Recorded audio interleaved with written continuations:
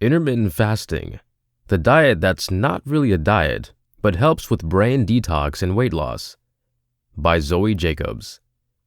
Narrated by Brandon Suku. Chapter 1. Why intermittent fasting has been gaining more support. Ketogenic diet plans. Diet plans that change the body from using glucose for energy to burning ketones have been promulgated for many years and in many different forms. The original thought was actually first tested out as a treatment for epilepsy in the early 20th century, for which it remains today as a medically prescribed interference for kids with medication-resistant focal seizures. The classic ketogenic diet plan for weight reduction involves eating foods high in fat and low in carbohydrates. The Atkins diet is an example. While studies show that ketogenic diets do lead to weight loss, they have been controversial because of the worry that high levels of ketones could be hazardous, and the trouble people have remaining on them for extended periods of time so as to support weight loss. Another method to changing the body's metabolic process from carbohydrates to ketones is intermittent fasting. Just recently, an evaluation in the New England Journal of Medicine, or the NEJM, by researchers from the National Institute on Aging and Johns Hopkins Health School suggests that intermittent fasting might in fact be a safe and reliable approach not only to slim down, but to increase life expectancy too. How does intermittent fasting work? When we eat 3 meals a day plus snacks, the usual American diet, our bodies preferentially burn carbohydrates in the form of glucose. But with either the ketogenic diet plan or fasting, carbs end up being unavailable, and the body switches to turning saved fats into substances called ketone bodies, see illustration, which are used for fuel by many organs, including the brain. This results in lower glucose levels and in depleting fat stores. For that reason, weight loss. According to the NEJM review, there is abundant proof from animal models that intermittent fasting improves signs of weight problems, diabetes, cardiovascular disease, cancers, and neurodegenerative brain disease. In addition, authors Rafael De Cabo and Mark Mattson write, research studies in mice and non-human primates, such as monkeys and apes, show constant results of calorie constraint on the health span, or in other words, the length of time someone lives in reasonably good health. Ketones have numerous positive actions. It turns out that weight loss might not be the only way that switching to metabolizing ketones from sugars might reduce disease. Ketones apparently have important physiological roles of their own. They regulate the expression and activity of many proteins and particles that are known to influence health and aging. These include proteins and particles involved in inflammation, cardiovascular and brain function, and glucose usage. The NEJM review does not discuss any possible damages from high ketone levels, and typically, these don't appear to be medically considerable for most people. In human beings, De Cabo and Mattson review research studies reporting that intermittent fasting interventions ameliorate obesity, insulin resistance, the problem in type 2 diabetes, dyslipidemia, such as high cholesterol levels, hypertension, and swelling.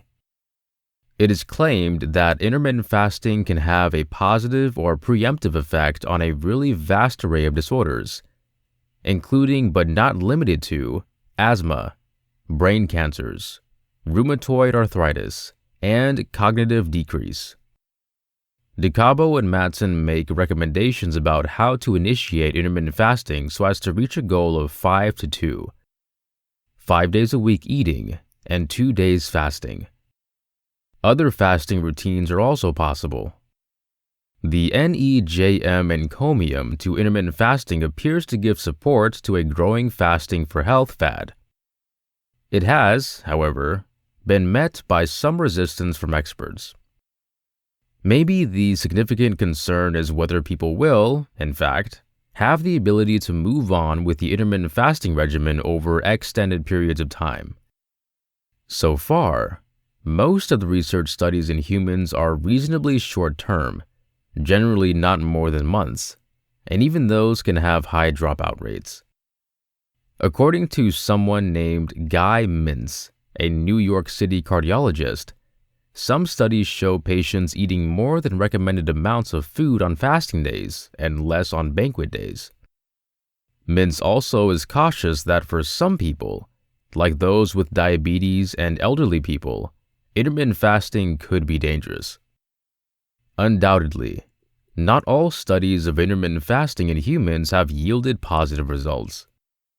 As noted in the NEJM review, a 12-month research study showed no differences in weight loss or other steps of health between an alternate day fasting regimen and day-to-day calorie constraint. There was a 38% dropout rate in the fasting group versus 29% and 26% respectively in the calorie decrease and control groups. Other health regimens might be more manageable for longer periods. There is definitely no data that can indicate whether intermittent fasting would make people live any longer, healthily or otherwise. That would take following people for decades who do or don't practice intermittent fasting to see who lives longer, and even that kind of observational research study would be hard to translate, given the many other variables that would impact the group's results. The only definitive way, naturally, to know if it extends lifespan would be to randomize people to either a periodic fasting group or some other diet group. Such a research study would be very pricey, so we're hesitant it will be chased after any time fast. There is, then, irrefutable animal proof that intermittent fasting has health benefits and proof from some, but not all, short-term human studies that it could be useful.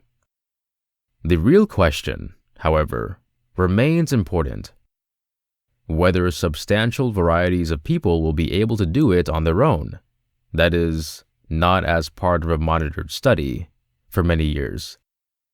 We don't know the answer to that yet, but there's a reason to think it might be extremely tough to spend 2 24-hour periods a week without eating for many years.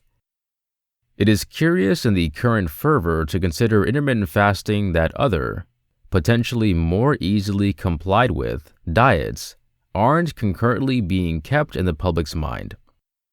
For example, a current research study randomized 6,874 males and females aged 55 to 70 years with metabolic syndrome, but no cardiovascular disease to either a reduced calorie Mediterranean diet plan or an unlimited calorie Mediterranean diet plan. The previous group also got motivation for exercise and behavior support. At the 1-year analysis, 96% of the research study subjects were still adherent to the diets to which they were appointed, with greater adherence in the intervention than the control group. The Mediterranean diet has also been revealed by many studies to have a vast array of health benefits, which includes tons of the same ones said for intermittent fasting. What we actually need to know at this point is which are the healthy diets that people will actually be able to support for many years. It is abundantly clear that the American diet plan is normally not a healthy one. We consume so many highly processed and heavily advertised foods, consume way too much sugar, and exceed advised calorie levels. The result has been an epidemic of obesity problems and diabetes. All nutrition specialists agree that we really need to improve our diet plans and increase our quota of daily exercise. We also know, however, that instituting changes in diet and exercise is very hard for many people, and the best of intentions typically last for only a few days or weeks. If it could be shown that intermittent fasting is actually something which a lot of people can really maintain for life, it is becoming progressively clear that it could be a very good technique to enhance health and, maybe, boost lifespan. We remain hesitant, though, that this will be adopted by a meaningful proportion of the American population. Because of this, our company believes that way too much hype about things that are unrealistic to accomplish distracts our attention from what may actually work. We really need both more research and boosted public health messaging about practical, sustainable strategies for enhancing what we put into our bodies. Chapter 2: Why Fasting is Trending Among Tech Executives. Last winter season, I met an administrative agent who works at the headquarters of one of the world's largest tech companies. He's a personable and engaging individual who has achieved a great work-life balance. However, one thing stood out. In addition to working long hours, spending a ton of time outdoors skiing and hiking, and being fully present for his family, he also spends a lot less time eating. This is why. Like a growing number of people operating in the tech market, he's an intermittent faster. If you have not already heard, fasting is no longer just something people do simply because they have an eating disorder or practice of faith that requires the arbitrary abstention from food. Fasting, or what's increasingly known as intermittent fasting, is the most recent trend in the high-paced, high-stress tech world, where time and focused attention are both precious products. For several years, we have read about workers in tech who forego meals to drink Soylent. That pale, beige, chalky mixture, which was developed by engineers for engineers in the Silicon Valley, claims to have all the nutrients one needs to get throughout the day. What's most important, you make it just one time in the morning and can eat or drink it all day, effectively eliminating the need to spend time preparing food and consuming it. While Soylent fans persist, it is no longer the current trend. The latest food pattern amongst techies is to avoid eating at all. For some, the formula is basic. Just eat once a day, typically supper. This approach is the one that has obviously been used by Twitter's CEO, Jack Dorsey, who tweeted earlier this year that he's been playing with fasting for a little bit of time by doing a 22-hour fast every day. Others take a more severe approach. Phil Libin, the creator of the artificial intelligence company All Turtles, fasts for periods of 2 to 8 days regularly. Periodic fasting is usually thought about safe. The bright side is that by and large, intermittent fasting does not appear to be bad for us. In a recent Harvard Medical School publication, Dr. Monaco Tello observes that typically, research suggests that intermittent fasting holds many benefits. As Tello writes, there's lots of exceptionally promising intermittent fasting research done on fat rats. They lose weight, their blood pressure, cholesterol, and blood sugar levels improve, but they're rats. Thankfully, as she further notes, studies in humans, practically across the board, have shown that intermittent fasting is safe and exceptionally efficient. The only bad news may be that, according to Tello, intermittent fasting may not be far more reliable than any other diet plan. So why do it at all?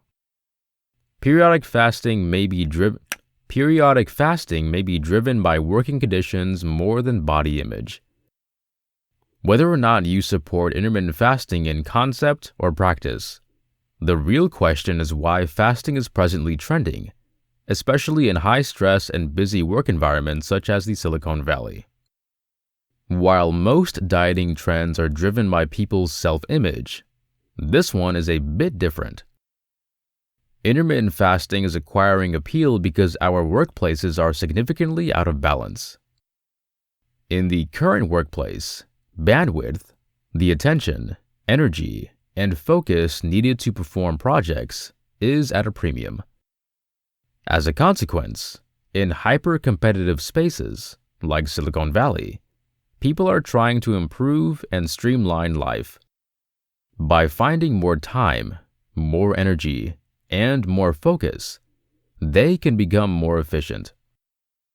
So, people are removing what they do not really need, whether it means eliminating mess to create a cleaner and more concentrated environment, eliminating ordinary decisions.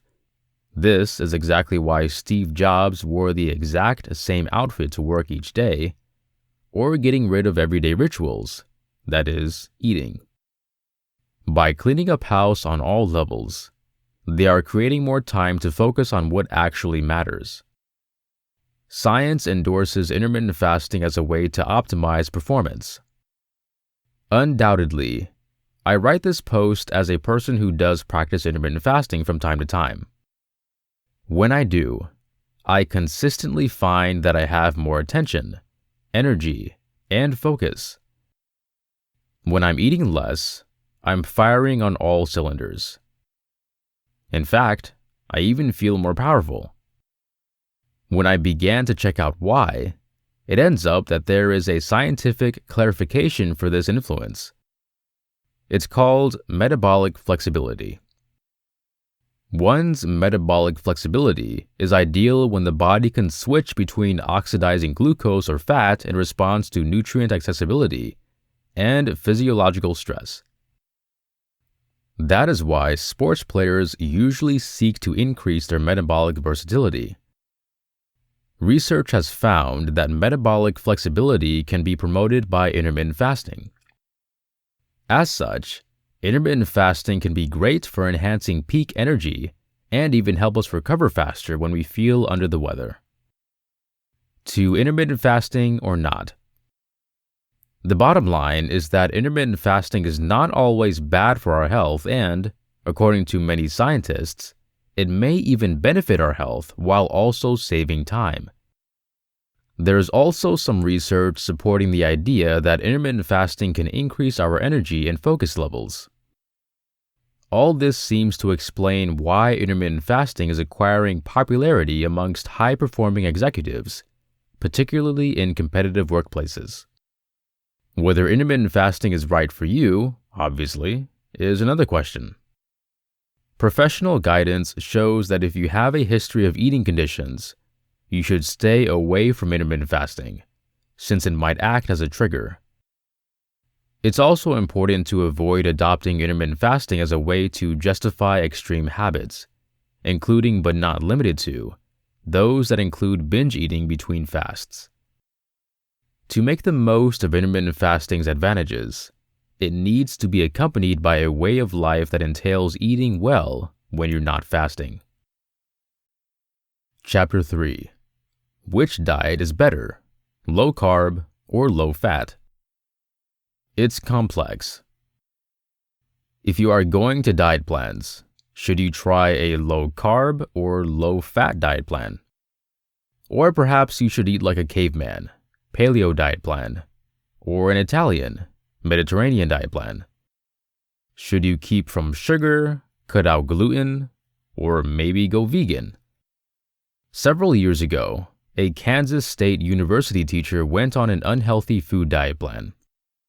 He lost 27 pounds in 10 weeks eating Oreos, Doritos, Twinkies, etc., while limiting his day-to-day consumption to 1,800 calories. But you most likely shouldn't try to duplicate his diet plan. Despite of the huge selection of diet plans, much of the recent theorizing has focused on carbohydrates. It is suggested that carbohydrates are more likely to result in weight gain because of the effect they have on insulin secretion. Popular diet plan books such as The Weight Problems Code, Always Hungry, and others advocate decreasing carb usage to promote weight loss.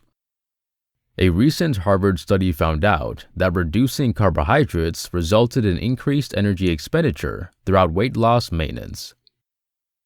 As is regularly the case, this kind of study undergoes criticisms of the research approaches used. In the real world out there, it is challenging for researchers to control for genetics and properly gauge what people eat and the amount of physical activity they get. In a new study, scientists in Lithuania used mice to compare low-carbohydrate to low-fat diet plans. The mice were inbred minimizing the effect of genes. The food intake, activity level, and physical environment of the mice would be thoroughly controlled in the lab. For 18 weeks, the mice ate as much as they wanted and put on weight. Then they went on a 6-week diet, either low-fat or low-carb. The diets had equal calorie value and protein content. They only varied in their fat or carbohydrate content. Both low-fat and low-carb diets resulted in comparable weight losses. That was 30% better than control mice who had taken in a regular chow diet. For both diet groups, weight loss was because of loss of fat. Glucose tolerance enhanced with both diet plans compared to the control mice, and energy expenditure didn't vary between the diet groups. While humans' eating is more complicated, this study has the advantage of just isolating low-carb versus low-fat dieting. All the other possible impacts on weight reduction were controlled, so the discoveries show that it's calorie limitation instead of the macronutrient composition of the diet that is accountable for the loss. The practical implication of this research study is to ignore the controversies about the optimum diet plan for weight loss. If you are trying to lose weight, choose a reduced calorie plan: Mediterranean, Paleo, South Beach, Ornish, etc. Some of them are healthier than other ones, but for weight loss, find one that you can live with. Just plan on preserving it over the long term. Chapter 4: What we understand about fasting for weight loss. Fad diets come and then go as much as trains in a hectic station, and many suggest totally different approaches to weight loss. Protein-based diet plans motivate individuals to give up processed foods and carbs. Programs like Weight Watchers prescribe a healthy diet plan with a range of foods but limit calories for weight reduction.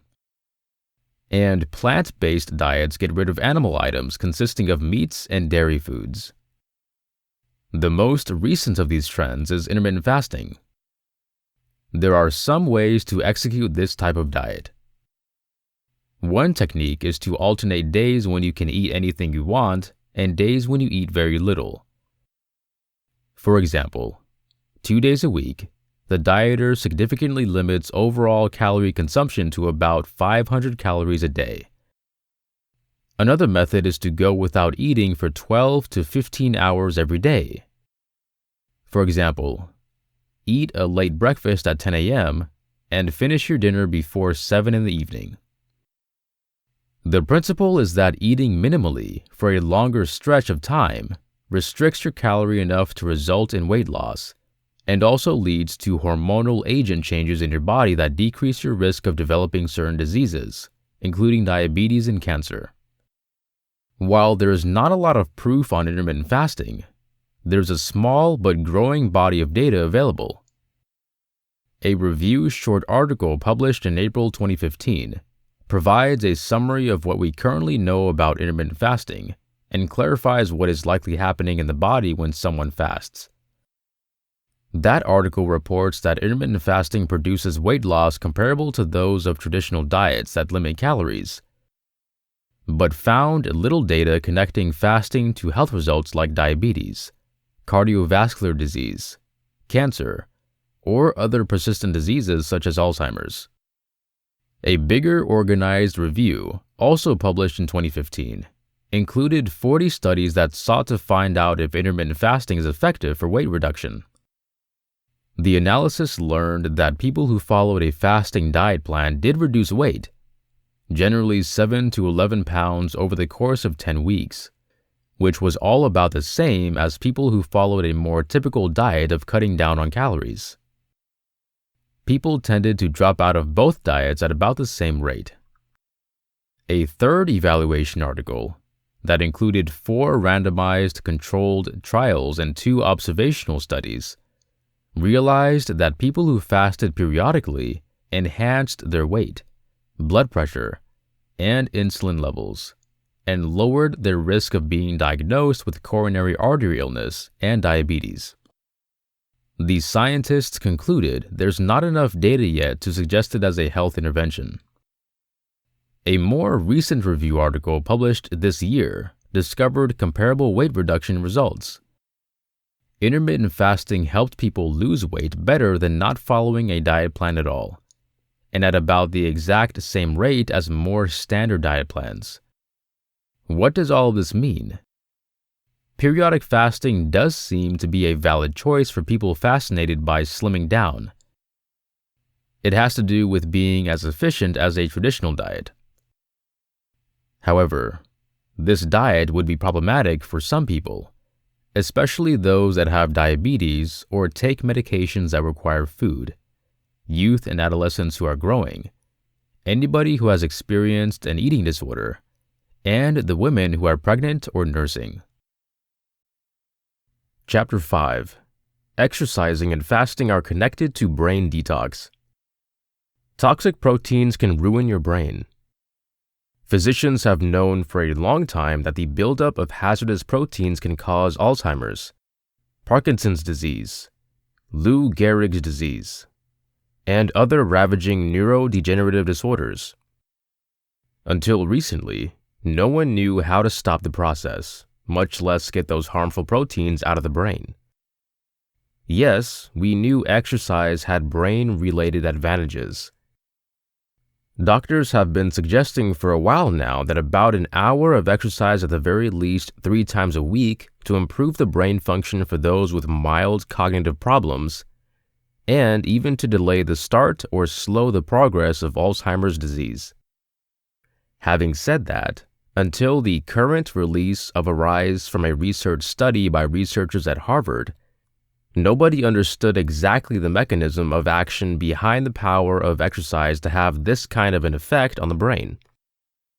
Okay, so exercise releases hormones which will improve state of mind and mental clearness. But to postpone or slow down the progress of Alzheimer's disease? On February 19th, 2019, scientists with the Blavatnik Institute at Harvard Medical School released the amazing results which may clarify this. The study examined the cellular impacts of both fasting and energetic exercise, both considered metabolic interventions, which were each independently revealed to improve the internal cellular disposal of so-called waste proteins. And why is this so interesting? Because we do not have to wait for the development of a new drug. There are 2 things that we can all do now, just using our body's natural procedures and without adverse effects. Neurodegenerative illnesses such as Lou Gehrig's disease, Parkinson's, and Alzheimer's illness are all connected to the excess buildup of misfolded, mutant, toxic, or unnecessary proteins which disrupt cellular functions. The Harvard research study claims that vigorous exercise significantly increased the levels of CAMP, a chemical trigger that induces a cellular process leading to the elimination of these excess or waste proteins. The team's senior researcher, Alfred L. Goldberg, showed through earlier research that CAMP-stimulating drugs could also speed up the elimination of these defective or poisonous proteins, and that includes those that can cause neurodegenerative conditions. This new research study demonstrates that through either vigorous exercise or a 12-hour fast, the body can naturally induce the same process without an introduction of any exogenous medications or supplements. Ramifications. Fasting and exercise are widely known metabolic interventions. Both can begin the metabolic state of ketosis, which is currently the topic of great interest in the research community on treatments and avoidance of a range of neural disorders. Having a metabolic disorder is a known risk aspect for developing Alzheimer's disease. The fact that fasting and vigorous exercise are now linked to the cellular cleanup process, which could be responsible for removal of excess proteins known to cause Alzheimer's and other neurodegenerative conditions, could mean that the Harvard researchers have stumbled across a natural process which might explain why metabolic conditions are such a significant risk factor for developing neurodegenerative illnesses. The other thought-provoking element of these current discoveries is the prospect that the ketogenic diet, created to mimic the fasting state without having to avoid all foods, may ultimately be a better long-term tool in the cellular cleanup process. Clients cannot fast for more than 30 days without running the risk of hunger. In the current Harvard research study, the advantages induced by energetic exercise and a 12-hour fast to induce the cellular cleanup process, observed in reaction to exercise and fasting, while interesting, were relatively short-term. The presence of the CAMP, which precipitates the removal of the waste proteins, was no longer raised within just a few hours after the exercise and fast. The ketogenic diet plan, which enables a more sustainable fasting state of ketosis without hunger, may be worth thinking about for a more robust cellular spring cleaning for illness treatment or avoidance.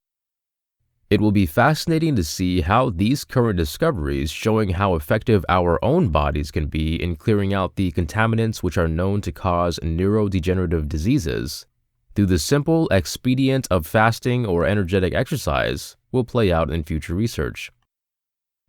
This study raises questions about the use of fasting, and perhaps regular intermittent fasting, as a way to routinely clear these toxic substances to safeguard the brain. Further research could also be performed into the specifics of exercise. The research study protocol focused on biking, but very likely other forms of exercise would produce similar benefits. So, what types of exercise and how usually should the exercise be recommended for optimum restorative benefits? And, for those who may need a prolonged spring cleaning, does the ketogenic diet plan induce the same process by increasing levels of CAMP at the cellular level in the same way fasting does to reverse or slow the progress of Alzheimer's illness? Ideally, more work can be done to explore these added possibilities to develop a targeted, long-term treatment protocol without the need for any medicines or supplements to deal with and maybe even prevent these debilitating brain illnesses. Chapter 6. The reasons why we can't reject junk food. A lot of recent neuroscience discoveries about food's impacts on our brains and how we make choices about eating are actually gold standard trade secrets from super chains such as McDonald's. With billions served, they should be onto something. Here are 7 important things they understand and that you should as well. 1. Sugar is addicting. Nearly everything on McDonald's menu contains some sugar, from the beverages to the ketchup to the hamburger buns and fries. McDonald's knows that most people are going to shell out an additional $1 for a soda because sugar is addicting. Just as you can develop a physiological and mental reliance on cocaine, you can become dependent on sugar. Recent experiments have shown that sugar offers the hallmarks of addiction: binging, withdrawal, and the craving. Researchers kept rats from eating for 12 hours, then gave them limitless access to food and sugar water for a fast period, then took the food and sugar away again. They repeated this schedule for some weeks. The rats formed a cycle of binging when admitted to sugar and, in time, increased their consumption to twice the amounts from when they began. When researchers stopped offering sugar or gave the rats an opioid blocker, which avoids the high by obstructing some of these satisfying impacts in the brain, the rats showed signs of withdrawal, such as teeth chattering and body tremors. McDonald's just recently added new menu items, and that includes McCafe fruit shakes, which cram in more sugar per serving than Coca-Cola. With that much sugar, McDonald's slogan is most likely right. We're loving it. 2. The push of convenience. The fact that you can go to almost any city in the country and find a McDonald's within 5 minutes of driving adds to the probability of compulsive eating. Likewise, recent upsurges of dependency to cocaine and heroin have accompanied increased accessibility and cost of these drugs. Part of the reason that convenience sways us so much is that we have a limited amount of impulse control.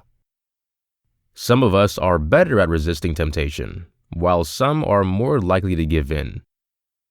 Dopamine activity in your nucleus accumbens, the brain's reward center, can interrupt your brain's decision-making capability by hindering your prefrontal cortex, the brain's impulse control area. Dopamine has 5 unique types of receptors, numbered 1 through 5. But dopamine 2, or D2, receptors appear to be most crucial for compulsive eating. Imaging research studies show that for these obese participants, fewer D2 receptors correspond to higher body mass index. With fewer D2 receptors, they're much more likely to eat compulsively. It ends up being even harder to withstand supersizing their meal. 3. The value meal taps the brain's economy. Low rates reduce the pain connected with parting with your hard-earned money. Choices become tough when 2 opposing forces try to sway you. In this case, spending money versus eating. The brain weights the costs and advantages of a choice in an area called the orbitofrontal cortex. Brain imaging has shown that losing cash can trigger your brain to experience the same pattern of activity as when you stub your toe. Losing money hurts. Yet McDonald's manages to sidestep the issue by pricing a sandwich cheaper than the Sunday paper, which helps to make up for the pain of your $40 filet mignon the night before. At McDonald's, you get the rewarding meal without the frustration of losing money. They make the decision simple for your brain. 4. Our brain chooses high-calorie foods. As suggested by Jonah Lehrer in The Frontal Cortex, our brains developed at the time of a time when food was limited, so we became skilled at choosing foods that loaded calories. In one recent experiment, researchers used genetically engineered mice that were missing sugar receptors and because of this not able to spot sweet taste in food. The scientists then gave the mice open door to 2 water dispensers, one with sugar water and one with regular water. At first, the mice revealed no preference. Sugar water tasted like routine water. Still, after several hours, the mice moved to drinking practically exclusively from the sugar water dispenser. To guarantee that the mice chose the calories, but could not discover the taste, the scientists offered them water sweetened with sucralose, that is, Splenda. The mice didn't take it. When the researchers evaluated the brains of the mice, they discovered that the mice released dopamine in response to sugar water, despite the fact that they could not taste it, but not in reaction to routine water or sucralose. Our brains can discriminate between high-calorie foods and diet foods, even if they taste the same. 5. Speed has addictive properties. Drugs have a hierarchy of addicting potential based on the speed that they reach your brain. Pills need to be swallowed, broken down in the stomach, pushed into the digestive system, and after that, soaked up into the bloodstream before they can reach your brain. The dopamine you experience comes relatively long after you take the drug. Heroin skips the lag time. Injecting it straight into your bloodstream sends it to your brain within seconds. The closer you can combine a stimulus with a benefit, the more powerful the association will be.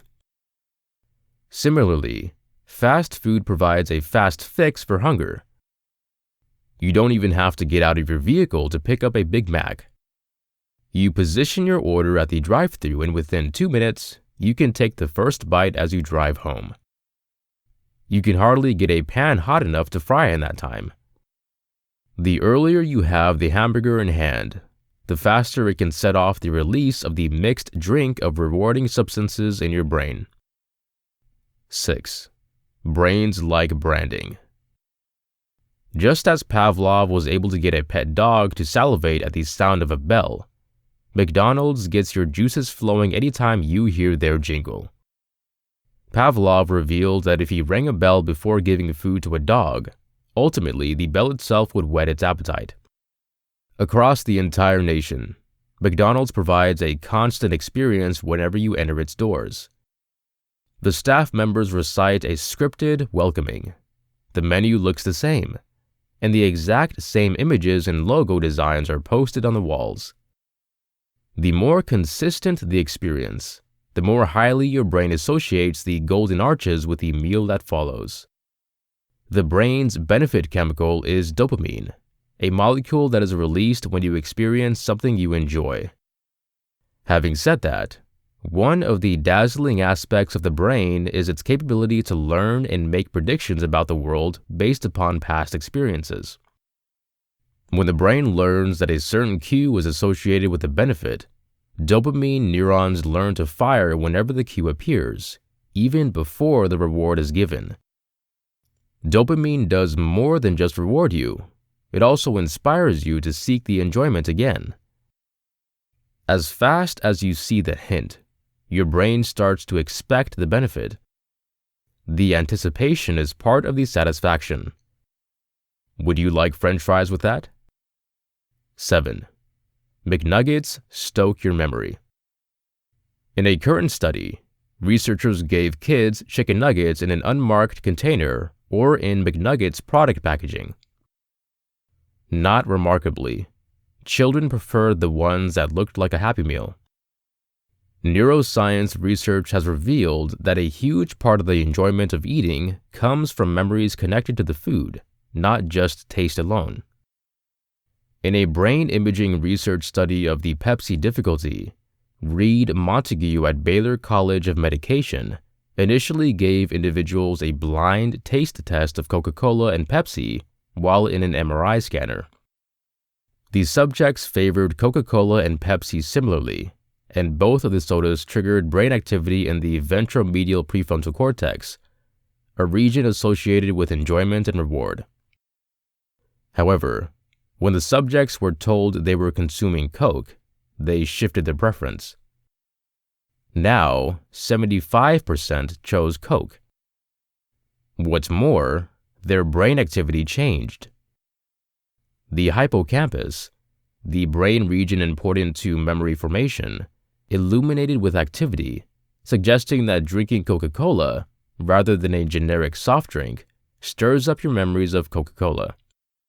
Similarly, eating a McNugget not only sates your hunger for chicken and the glue that holds the McNugget together, it also reminds you of your childhood, the cool Transformers toy you got in your Happy Meal, and the first time you were huge enough to order the 10-piece instead of the 4-piece. What can we do? Like the call of the sirens, all of us know that junk food is bad for us, but who among us can resist? One idea is to learn a lot from Odysseus and how he escaped the sirens. He had the crew of his ship connect him to the mast before they cruised past the sirens, so that he could not change course and guide towards them. As he approached, their calls lured him. He chose to give up and follow their tune, even if it meant death, and he pled his crew to untie him. The team expected his weakness, refused his demand, and instead bound him tighter. He lived thanks to their help. If you want to break your habit, try negotiating with a good friend. They do not really need to connect you to your chair, but they can establish effects for your behavior. An example could be this. If you break down, then they contribute cash to an organization you dislike. That way, you are held responsible not just for yourself, but to your values and community. Chapter 7. The most significant errors people make when intermittent fasting. When you are fasting, it's better to begin sluggish at first and then build it up. Here are some errors to stay away from. Choosing the wrong plan. There are so many different forms of intermittent fasting, so be sure to choose the one that deals with your schedule, needs, and lifestyle. One type, called 5-2, involves eating 500 calories a day, 600 calories for men, twice a week. If you have a demanding full-time job, an active family, and an intense workout regimen you want to adhere to, eating that few calories will feel unrealistic on those days. So the 16-8 plan, where you fast for 16 hours each day, will most likely be simpler to maintain. It allows you to just skip breakfast and have a feeding window from 11 a.m. to 7 p.m. Do your research and choose an intermittent fasting plan that makes the most sense for you so you're able to persevere. Doing too much too soon. If you are the sort of person who's used to eating each 2 hours and needs to eat first thing in the early morning, give your body time to adapt. Allowing time to get used to this new eating procedure is optimal to your success.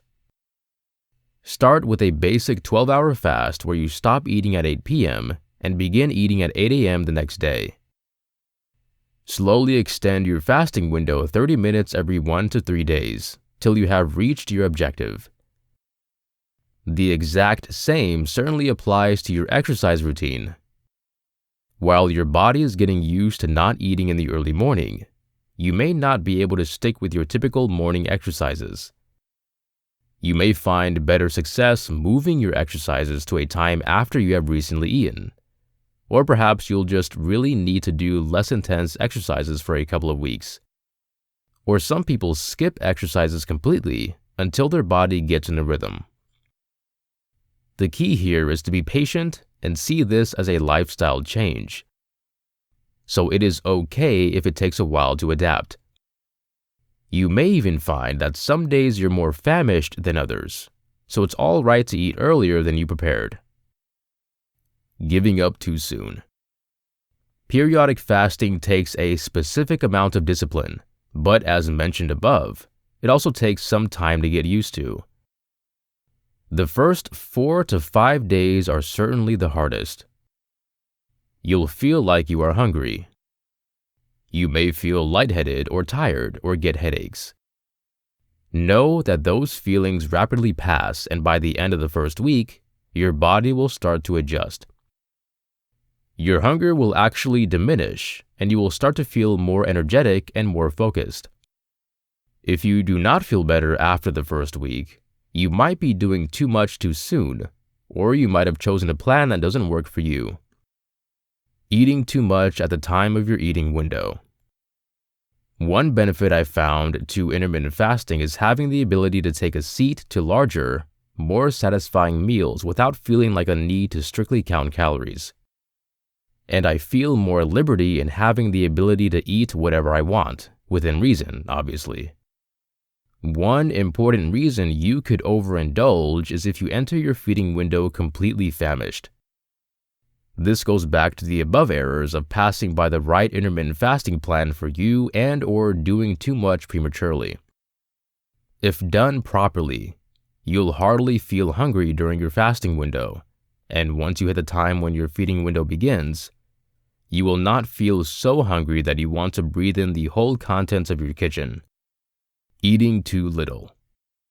Fasting affects the hormones that control your cravings so much that you don't feel that hungry, and when you eat, you feel full with a small amount of food. But you want to be aware not to take in too few calories.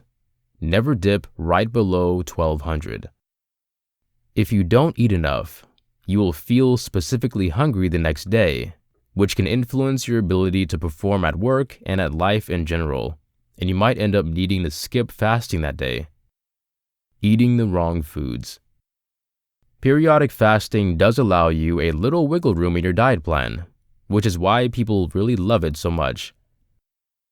However, a woman can't survive on French fries and pizza alone, though she might want to. Be sure to get your fill of protein, healthy fats, fiber, and complex carbohydrates. That will satiate you longer, continue to help you build muscle, maintain a healthy brain, and just make you feel more energetic and happier in general. Chapter 8. How to Portion Control for Weight Reduction. Portion control is one of the biggest nutrition hacks I've found for staying with a healthy lifestyle, dropping weight, and then maintaining my ideal weight. The idea is to comprehend what your body needs and just eat to that level. Oftentimes, either because we feel we need to complete all that is on our plate, or restaurants have predetermined huge portions, we overeat, which results in weight gain. Get in portion control, which helps us to determine what's in our food and how much we really need to consume to meet our goals. The hang-up for many people when trying to drop weight, however, is that they think they really need to significantly lower the amount of food they're eating, which is not always the case. My goal in this post is to share how to portion control without feeling hungry all the time, and still lose the weight, assuming that's your goal. The bottom line is that portion control means no food is off limits. It's just a matter of choice if and when you choose to eat anything. Why is portion control important? In standard terms, your body requires a particular amount of calories to operate and survive each day. These calories are determined by your age, current weight, and everyday activity level and differ from individual to individual. An average woman requires roughly 2,000 calories per day to maintain her weight, and 1,500 calories per day to lose 1 pound of weight each week. A typical man, on the other hand, requires approximately 2,500 calories each day to maintain his weight, and 2,000 to lose 1 pound of weight per week. That's where portion control comes in. If you're eating more calories than your body needs, your body will take those additional calories and keep them as fat. The more extra calories you consume, the more fat you'll store. So, in order to lower those extra calories being kept as fat, we can use portion control to make sure we are eating what our body actually needs. The reason this is so difficult for tons of us to do is we are continuously provided with bigger parts than we really need. That causes us to eat more without even seeing we've overeaten, triggering weight gain. How portion control can assist in you losing weight. By portioning out our food and controlling the amounts of food we put into our bodies, we can essentially presume control over how much of our food will be saved as fat. Plus, if we eat at a calorie deficit, which means we eat less than what our body needs every day to operate, we can then make our body use saved fat for energy, which causes weight loss. The more stored fat your body burns, the more weight you lose, up to a point, which is precisely why we want to ensure we maintain a healthy, balanced diet while we make use of portion control. Portion control tips you might need. Do not stress. This isn't where I suggest you eat carrot sticks and celery all day to drop weight. As a matter of fact, I suggest eating portions that make you feel full and satisfied, all the while understanding the food breakdown of what you're eating. To help you, I have collected some portion control pointers that helped me when I initially began. Check out all nourishment labels. This is a biggie and will definitely be a huge help to comprehend what's in your food. It's so essential to read the labels to understand serving sizes. That does not mean we then go by what the label suggests as a serving, though. Rather, we use labels to understand how much of that food we should be eating. Not everybody needs the exact same serving size, so it's important to consider your day-to-day needs. You can learn more about what to keep an eye out for on your labels in this clean eating guide. Gauge your food. There are various ways to understand serving sizes so we can have a much better idea of what we are eating. If you're preparing in the home, which is a great way to control portion size, you can make use of a cooking area scale, measuring cups, and meal prep containers to portion control your meals. Meal prep. I love to meal prep because it is such a great way to help prepare you to be successful at your healthy goals. It helps to prep and prepare well-balanced meals and full power over food portion sizes. The more you can prepare ahead and make your well-balanced meal work for you, the better off you will be. Here are some great meal preparation ideas to get you started. Calculate your macros. It is essential to get a mutual understanding of what your body needs so as to completely benefit from portion control when trying to drop weight, gain weight, or maintain your weight. This one is a little tricky and does need some patience in learning. I'll cover how to calculate your macros later in this post so you can begin immediately. Fill up on veggies. Veggies and greens are always a pretty good idea, so make certain you enjoy them with every meal. They not only add important nutrients, but they also are filling and do not take up a lot of calories, which enables you to better portion out your carbs and proteins. Go slow and stable. No one likes to be hungry all the time. It's a way of life that will not be pleasing and, hence, will likely struggle when you are trying to lose weight. The best method for weight loss is progressive weight reduction over time as part of a healthy, well-balanced lifestyle, not to restrict your calories so much that you're miserable. You can learn more about my own personal struggle with weight and calories counting also. That means you want to slowly and gradually decrease your portion sizes so your body becomes accustomed to it. The more extreme you cut your food intake, the more your mind and body will fight you to give up. Use smaller plates. There's something about finishing your plate that truly makes a big difference. I know it sounds crazy, but using smaller plates will help you to feel like you're delighting in a full meal and will trick your brain into feeling satisfied. If you eat every little thing on your plate, but the plate is tinier, it will feel better than not eating everything on your plate with a bigger plate. This is another reason I really like these glass meal prep containers, just because I know I can eat everything in the container and it is still on track with my objectives.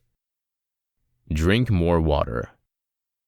Did you know drinking water before a meal will assist with portion control and will help you to drop weight faster? For reals. When we are dehydrated, we tend to eat more.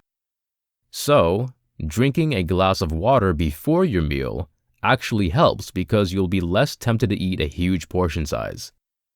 If I know I've already eaten what my body needs and I start to feel hungry, I drink a glass of water and wait 30 minutes. If I am still hungry, I know it's that I should eat a small snack, but oftentimes, I'm no longer hungry. I was actually just thirsty. Consume slowly. It can be tough at first to retrain yourself, but try to slow down your eating. The longer you require to eat your food, the more full you will feel before you complete, which will help you eat what you need and not to overeat. Make a schedule. I found it actually practical to create a schedule with alarms on my phone that would let me know when breakfast, lunch, dinner, and snack times were. That way, I always had something to eagerly anticipate and knew I was just a bit away, while I trained my body to not overeat anymore. Serving size versus portion size. Learning how to measure food is very important, and it will make portion control much easier. So, first, let's talk about the distinction between serving size and portion size. What does serving size mean? Serving size is the advised amount of a certain type of food. That is the recommended amount for a day, not for a meal. The serving size is what you'll read on a nutrition label at the top of that item. Serving size, really believe it or not, is actually not based on dietary needs to any large degree. The serving size we see at the top of nourishment labels, for example, 15 crackers, 8 ounces, or 2 tablespoons, and so forth, was determined from the average amount Americans consumed in a single eating, based upon federal food studies between 1978 and 1988. Insane, right? The serving sizes noted on the nutrition information label are not advised serving sizes. By law, those serving sizes should actually be based upon how much food people actually consume, and not on what they're supposed to eat. That means it is not really useful in understanding how much of that food we should be eating. You must comprehend that better. What does portion size mean? The portion size is the real amount of food you literally eat in one sitting.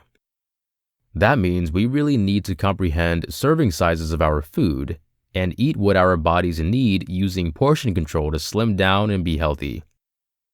It's also always crucial to recall that your nutritional needs are very likely to be much different than the typical individual, specifically when you consider serving size was not even based on nutritional requirements.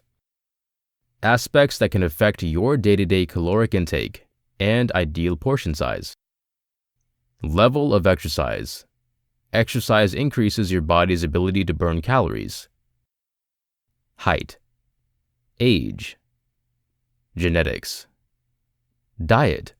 Certain foods can increase or decrease your metabolism, which is what burns fat. Gender. Drugs.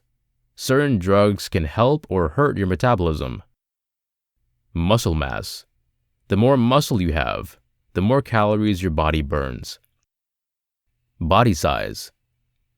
Hormonal imbalances. And that's it.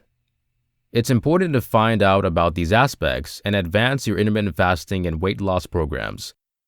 I wish all of you the best of luck. This has been Intermittent Fasting, the diet that's not really a diet, but helps with brain detox and weight loss, by Zoe Jacobs. Narrated by Brandon Suku.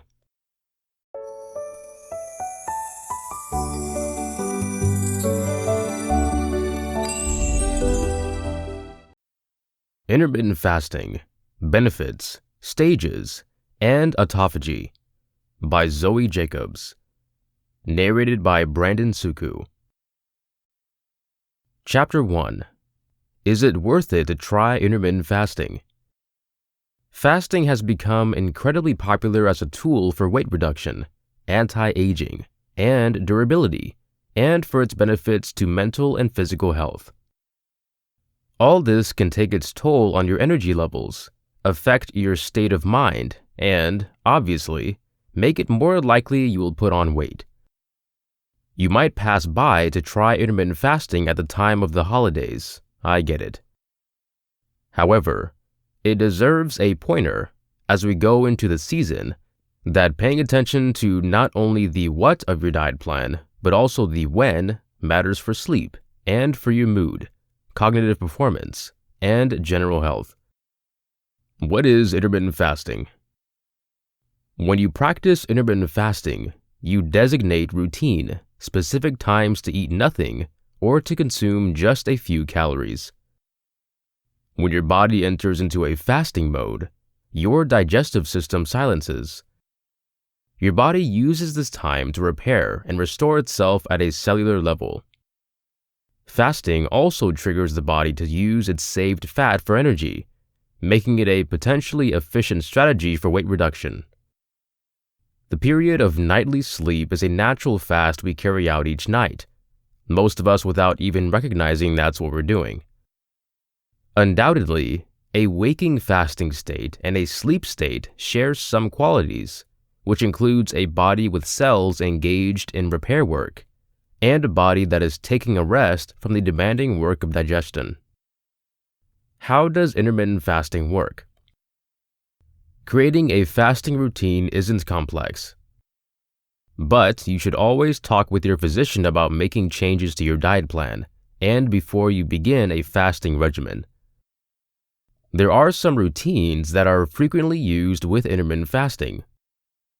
People choose to limit their eating to periods of 6, 8, or 10 hours a day, which allows for a consistent fasting period to take place every day in the remaining 14 to 18 hours. Some people undertake a full 24-hour fast 1 or 2 days a week. They just drink water. A regular routine that's referred to as 5 to 2 fasting integrates single days of calorie limitation, eating around 500 calories every 2 to 3 days, with regular eating in between. It's worth keeping in mind that, despite all of the attention it is getting, fasting isn't a new practice. Many people have used fasting for thousands of years as a cultural, spiritual, religious, and health practice. The health advantages of fasting. A growing body of research shows the potential advantages for health and disease defense from intermittent fasting. Fasting can lead to weight loss, according to research. Research studies show fasting can improve insulin sensitivity, lower inflammation, and enhance markers for heart problem, which includes lowering levels of unhealthy LDL cholesterol. Intermittent fasting has been revealed to have the potential to treat some cancers, as well as neurodegenerative diseases such as Alzheimer's and Parkinson's. There is also proof that fasting might help reduce the risk of developing cancer. Time-restricted eating can improve immune function and improve the body's capabilities to repair work cells and DNA. Fasting induces a cellular process referred to as autophagy, which is when the body clears itself of harmed cells, stimulating the growth of new, healthy cells. Autophagy is one way the body keeps more younger, functional cells and protects against illness by getting rid of aged cells that behave dysfunctionally and clearing up the body of toxins that build up in older cells. Intermittent fasting increases the body's natural production of human growth hormone. The human development hormone encourages fat burning and safeguards lean muscle mass, helps in cellular repair, and could help to slow aging. Fasting can decrease unhealthy inflammation and enhance the body's capability to protect itself against oxidative tension, which is one substantial contributor to aging and disease. The science of fasting and sleep. Eating and sleeping are two essential processes that are also deeply entwined. Both are necessary for survival. Both are regulated by internal, homeostatic drives and also by body clocks. Many individuals know body clocks play a big role in managing sleep. But eating, hunger, and digestion have their own circadian rhythmicity. Eating and sleeping aren't just influenced by circadian rhythms.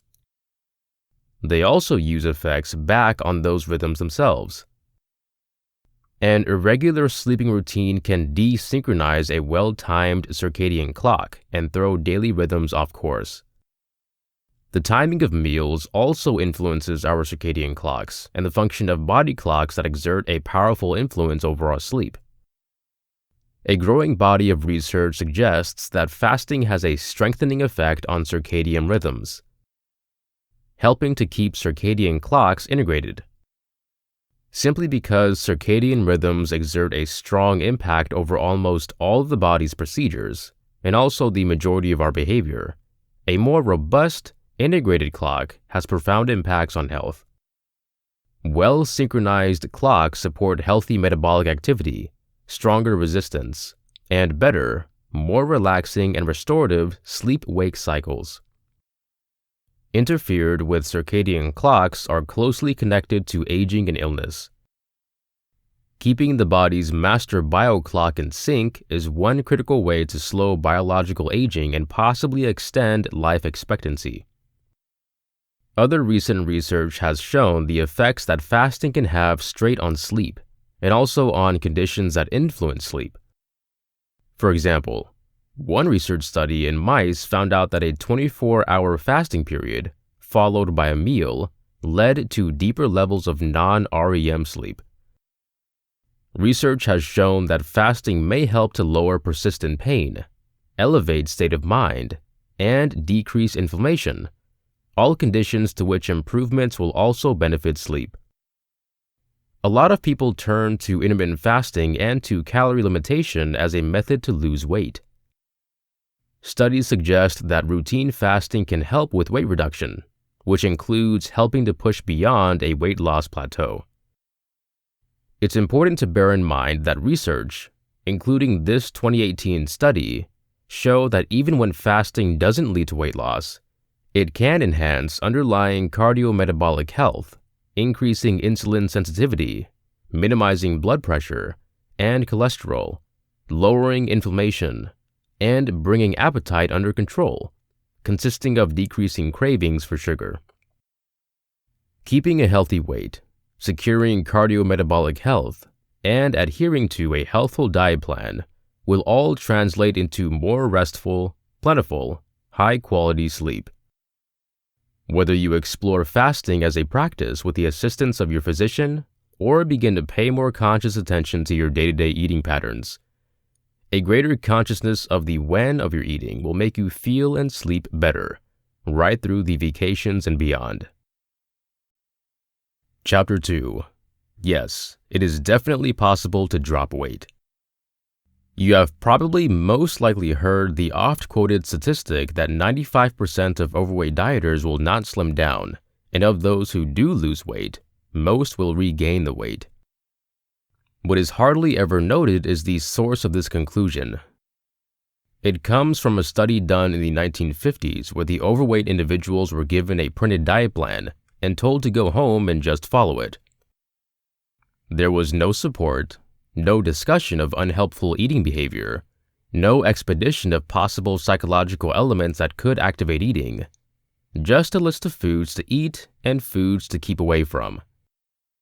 Despite of the obvious shortcomings, the conclusions from this ancient study usually provide a rationale for being downhearted about the possibility of reducing weight. More present research suggests that while the ideal body isn't widely obtainable, many individuals can slim down, reducing their health risks and enhancing their mental well-being.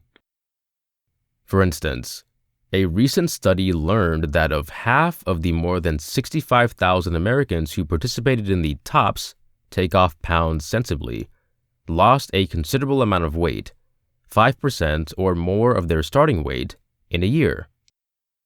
A 5% weight loss is medically significant, leading to reduced health risks even if the resulting weight is less than ideal. TOPS is a low-cost group weight loss program that includes weekly conferences with personal weigh-ins, info about physical fitness and nutrition, weight loss contests, and access to the program's site. Unlike other programs that slowly decrease the frequency of meetings, TOPS participants who reach their objectives continue coming to Keep Off Pounds Sensibly, or KOPS, meetings. Research has shown that after 7 years, participants who preserved their membership lost 8% of their beginning body weight. Plainly, there is no magic in the TOPS and KOPS program, but these discoveries highlight that the depressing 95% failure rate is unjustified. While there might be genetically determined limitations on the amount of weight loss that is possible, it's not hopeless. Little losses within genetic limits can be helpful. Like diabetes and other chronic illnesses, dealing with weight problems might require a lifelong commitment to habit change, and ongoing group support can help to maintain the needed motivation. Chapter 3. What can intermittent fasting do for your sleep? I just recently spoke about two incredibly popular diets, paleo and keto, and how adopting these eating strategies may affect your sleep. There is another eating strategy that's increasingly well known nowadays and has its own unique relationship to sleep: periodic fasting. Integrating fasting into a regular routine is popular amongst people seeking to drop weight and enhance their metabolic health. It's also used by people trying to sharpen their cognitive skills and slow the aging process. Fasting, an age-old practice that is new again. Fasting has an age-old history as a cultural, religious, spiritual, and health practice. It has become preferred in the last few years as a tool for weight loss, anti-aging, and longevity, and for its benefits to mental and physical health. Intermittent fasting is not about what you eat. It is all about when. If you have an interest in finding out more about the when of eating, including but not limited to the advantages of developing day-to-day windows of eating and fasting times, I speak about this in my book, The Power of When. When you practice intermittent fasting, you designate regular, specific times to eat nothing or to consume very few calories. When your body enters into a fasting mode, your digestive system quiets. Your body uses this time to fix and restore itself at a cellular level. Fasting also triggers the body to use its kept fat for energy, making it a reliable technique for weight loss. How intermittent fasting works. People use different patterns of eating and non-eating to fast as part of their regular lives. Confining eating to 8, 10, or 12 hours a day allows for a consistent fast to take place every day in the staying 14 to 16 hours. Some use a 24-hour fast 1 or 2 days a week. Others opt for a day of substantial calorie constraint, around 500 calories, every 2 to 3 days, with regular eating in between. That is typically called 5 to 2 fasting. The health benefits of fasting. In today's society, our relationship with food is different than at any other time in the human history. As people, we progressed over many thousands of years with food as a limited resource. In our contemporary world, existing food shortages and food scarcities are serious, undesirable societal health issues in the USA and all over the world. But for many of us, it is the overconsumption of food, both in quantity and in the timing of our eating, that poses a pretty serious threat to health. Persistent conditions like weight problems, type 2 diabetes, and heart disease are linked to diet plan and eating routines. Healthy sleep can also be compromised by overindulging and eating at the wrong times. Research shows that eating greatly near bedtime can intensify sleep quality, making sleep more uneasy and less revitalizing. The timing of meals also influences our circadian clocks and the functioning of body clocks that use a powerful influence over our sleep and health. A growing body of research shows the potential advantages for health and disease security from intermittent fasting. Research shows that fasting can lead to weight loss. Research study also shows fasting can improve insulin sensitivity, lower inflammation, and enhance markers for heart problems consisting of lowering levels of unhealthy LDL cholesterol. Intermittent fasting has shown promise as an offering protection against and dealing with some cancers, and neurodegenerative diseases like Alzheimer's and Parkinson's. Research studies show intermittent fasting reinforces immune function and boosts the body's capability to repair work cells and DNA. The natural production of human growth hormone appears to rise significantly in connection with intermittent fasting. Human development hormone motivates the burning of fat and upkeep of lean muscle mass, help in cellular repair work, and may help slow the aging process. And fasting can also reduce unhealthy inflammation and boost the body's capability to secure itself against oxidative tension, which is a major contributor to aging and disease. The science of fasting and sleep. A quiet digestive system, a body in repair work mode, a stretch if not eating. If this description of the benefits of noise is a bit like sleep mode, you're right on. Healthy, normal sleep is a natural period of everyday fasting. Routine fasting in tons of ways helps the body stay well aligned for sleep. Eating throughout the night and having a body that has taken part in active food digestion typically produces problems for sleep. Research studies show restricting eating to 8 or 12-hour windows can help us maintain a healthy physical body weight and stay away from high blood sugar, insulin resistance, and diabetes, despite of the nutrient breakdown of the food we eat within those windows. Time-restricted eating can also enhance our 24-hour circadian clocks, which apply a controlling influence on our sleep. A more powerful, more integrated circadian clock means a simpler time dropping off to sleep, staying asleep, and waking up feeling refreshed on a regular basis. That combination of consistency and quality in a sleep regimen is what we all want, to help us feel and work at our best, and to secure our health gradually and with age. The timing and period of fasting can influence how it influences sleep. Some research studies suggest that regular, short-range fasting can enhance sleep. One study found that fasting periodically decreased awakenings throughout the night and decreased leg movements, which can be highly disruptive to sound sleep. Other research has revealed that fasting might decrease rapid eye movement sleep. I have a number of patients who practice intermittent fasting and find it's been useful to their sleep and also their waking efficiency. Most of them find it relatively simple to get used to a fasting state without intense, disruptive urges to eat. Still, people might experience more cravings and prolonged hunger when fasting for a full day.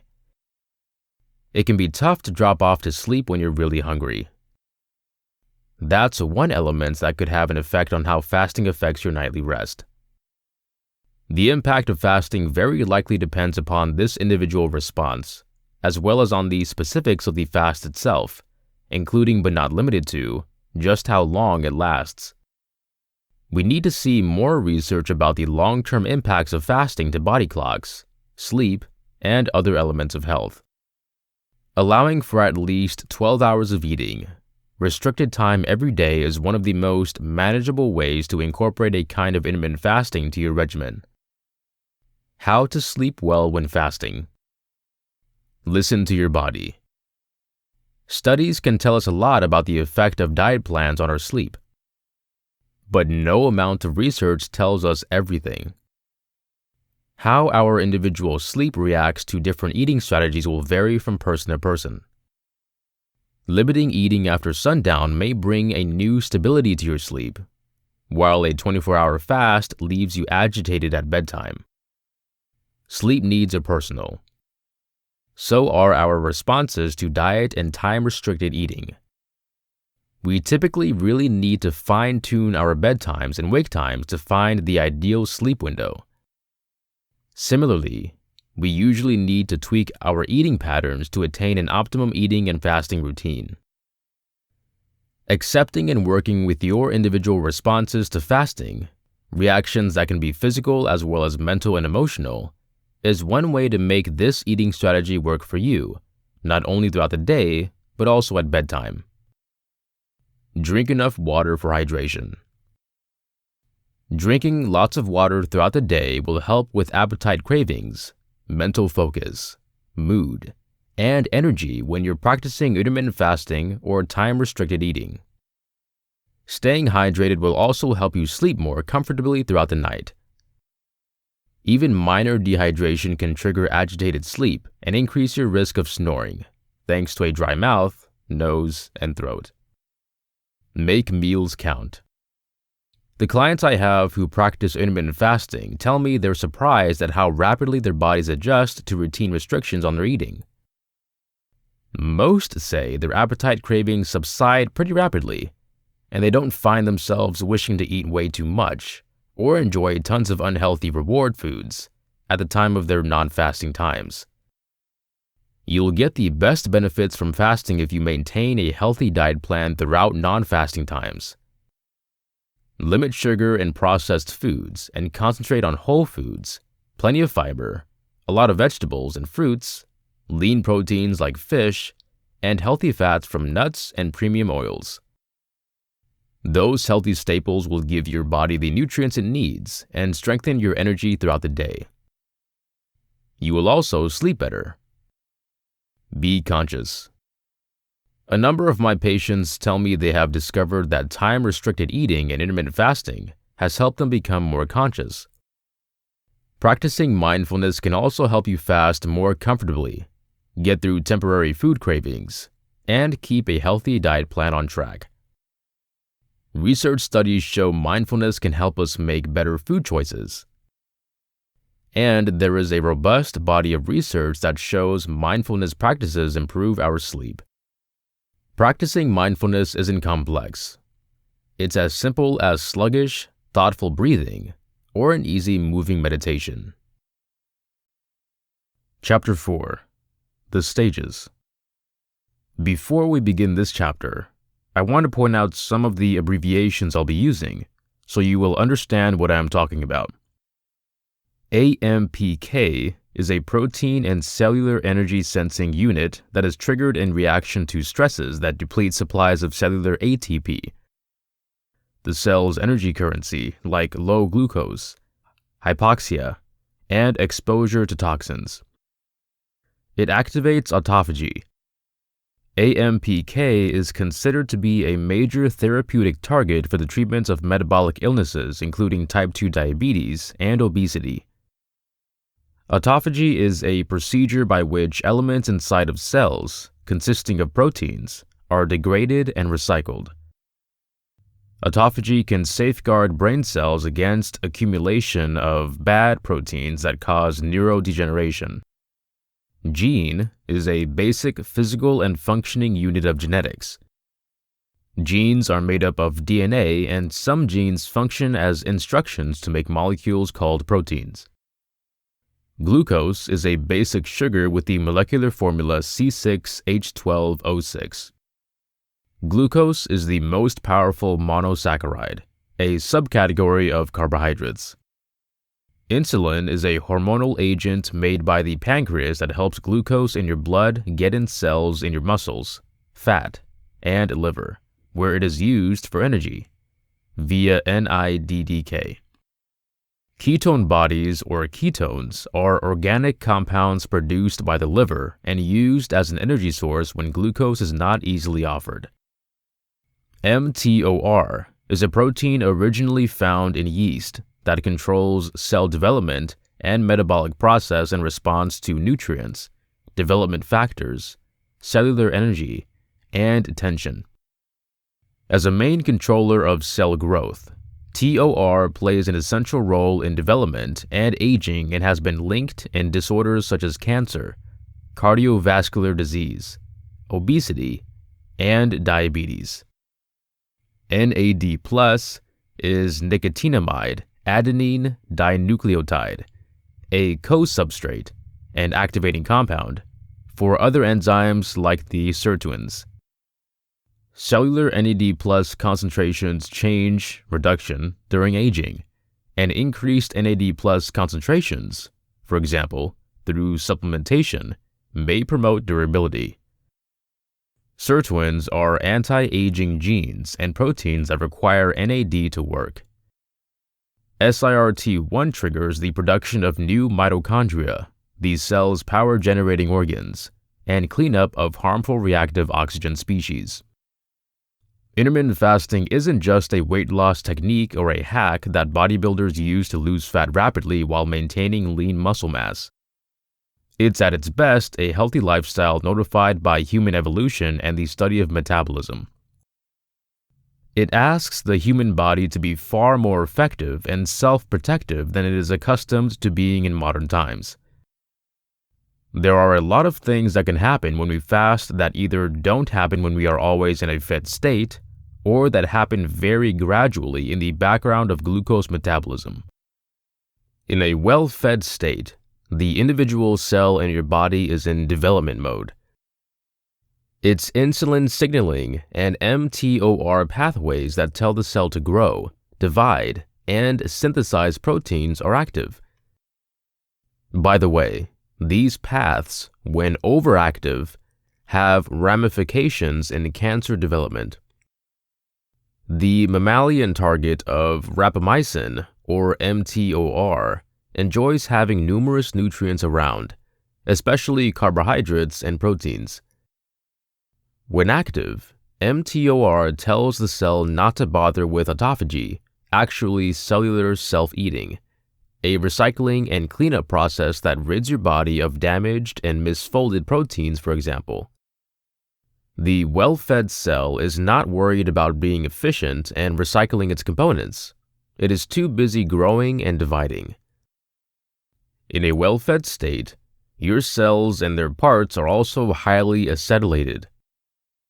It implies that different molecules in your cells, including but not limited to the packaging proteins called histones that cover your DNA up nicely within the core of your cells, are decorated with acetyl groups on their lysine amino acid residues.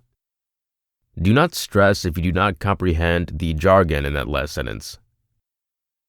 What you truly need to know is that the well-fed cell has many genes, and that includes those associated with cellular survival and expansion, switched on. That is because acetylation tends to loosen the packaging proteins that normally keep your DNA concluded and lets your DNA be read for protein production. While your cells switch on cellular development and expansion genes when you aren't fasting, they also turn other genes off. These include genes associated with fat metabolic process, stress resistance, and damage repair work. As a matter of fact, when you fast, some of your fat gets turned into ketone bodies that appear to reactivate these genes, leading to lowered inflammation and stress resistance in the brain, for instance. But at the time of starvation, things are extremely different. When you are fasting, your body responds to what it views as an environmental tension, low food availability, by changing the expression of genes that are very important in safeguarding you from, stress. We have an unspoiled hunger program that kicks our cell into a totally different state when food, particularly glucose or sugar, isn't around. When you fast, and when you work out, you trigger the AMPK signaling pathway. AMPK, or 5-AMP activated protein kinase, is the brake to mTOR's gas pedal. AMPK signifies the cell to go into self-protective mode, triggering autophagy and fat breakdown. It hinders mTOR. At the same time, while you are fasting, the levels of a particle called NAD+ begin to rise because you don't have the dietary proteins and sugars around that normally transform NAD+ to NADH through the Krebs cycle. NAD+, a particle whose precursor is vitamin B3, triggers these sirtuins, SIRT1 and SIRT3. Have you heard of the durability molecule in red wine called resveratrol? Have you heard of the durability molecule in red wine called resveratrol? Yep, it ended up being well known as being a possible activator of these sirtuins. These sirtuins are proteins that remove the acetyl groups we talked about above from histones and other proteins. In this process, these sirtuins silence genes related to cell proliferation and trigger proteins involved in creating new mitochondria, the power-generating factories of your cells, and cleaning up reactive oxygen species. Ketones, also produced at the time of fasting, work as deacetylase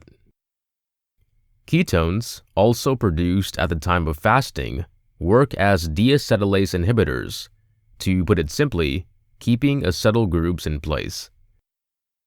This turns on genes connected to antioxidant processes and damage repair. Whew, that's a lot going on while your body is not taking in any calories. However, when exactly do these things happen? We have helped you picture the timeline below and in the Life Fasting Tracker app, with a series of icons on the Life Fasting arc that represent the 5 stages of fasting. The 5 phases of intermittent and extended fasting. Ketosis. By 12 hours, you've entered the metabolic state called ketosis. In this state, your body begins to break down and burn fat. Some of this fat is used by the liver to produce ketone bodies. Ketone bodies, or ketones, act as an alternative energy source for the cells of your heart, skeletal muscle, and brain when glucose isn't readily offered. Did you know that your brain uses up some 60% of your glucose when your body is in the resting state? When you are fasting, ketone bodies created by your liver partly change glucose as fuel for your brain and other organs. That ketone usage by your brain is just one of the reasons that fasting is usually claimed to promote psychological clarity and positive mood. Ketones produce less inflammatory products as they're being metabolized than does glucose, and they can even kickstart production of the brain growth element BDNF. Ketones have also been revealed to reduce cellular damage and cell death in nerve cells and can also lower inflammation in other cell types. By 18 hours, you've switched to fat-burning mode and are creating substantial ketones. You can now begin to gauge blood ketone levels above your standard values. Under typical conditions, the concentration of ketones in your plasma varies between 0.05 and 0.1 millimeters. When you fast or restrict the carbohydrates in your diet, this concentration can reach 5 to 7 millimeters. As their level in your bloodstream increases, ketones can function as signaling particles, similar to hormones, to tell your body to ramp up stress-busting pathways that decrease inflammation and repair damaged DNA, for example. Within 24 hours, your cells are increasingly recycling old components and breaking down misfolded proteins linked to Alzheimer's and other diseases. This is a procedure called autophagy. Autophagy is an essential process for cellular and tissue renewal. It eliminates damaged cellular parts consisting of misfolded proteins. When your cells can't or do not start autophagy, bad things happen, which includes neurodegenerative illnesses, which seem to come about because of the minimized autophagy that happens throughout aging. Fasting activates the AMPK signaling path and prevents mTOR activity, which in turn activates autophagy. That only starts to happen, however, when you considerably diminish your glucose stores and your insulin levels begin to drop. In mice, deprived of food, autophagy increases after 24 hours, and this effect is enhanced in cells of the liver and brain after 2 days. In people, autophagy has been discovered in neutrophils beginning at 24 hours of fasting. Exercise, together with calorie restriction through fasting, can also increase autophagy in many body tissues.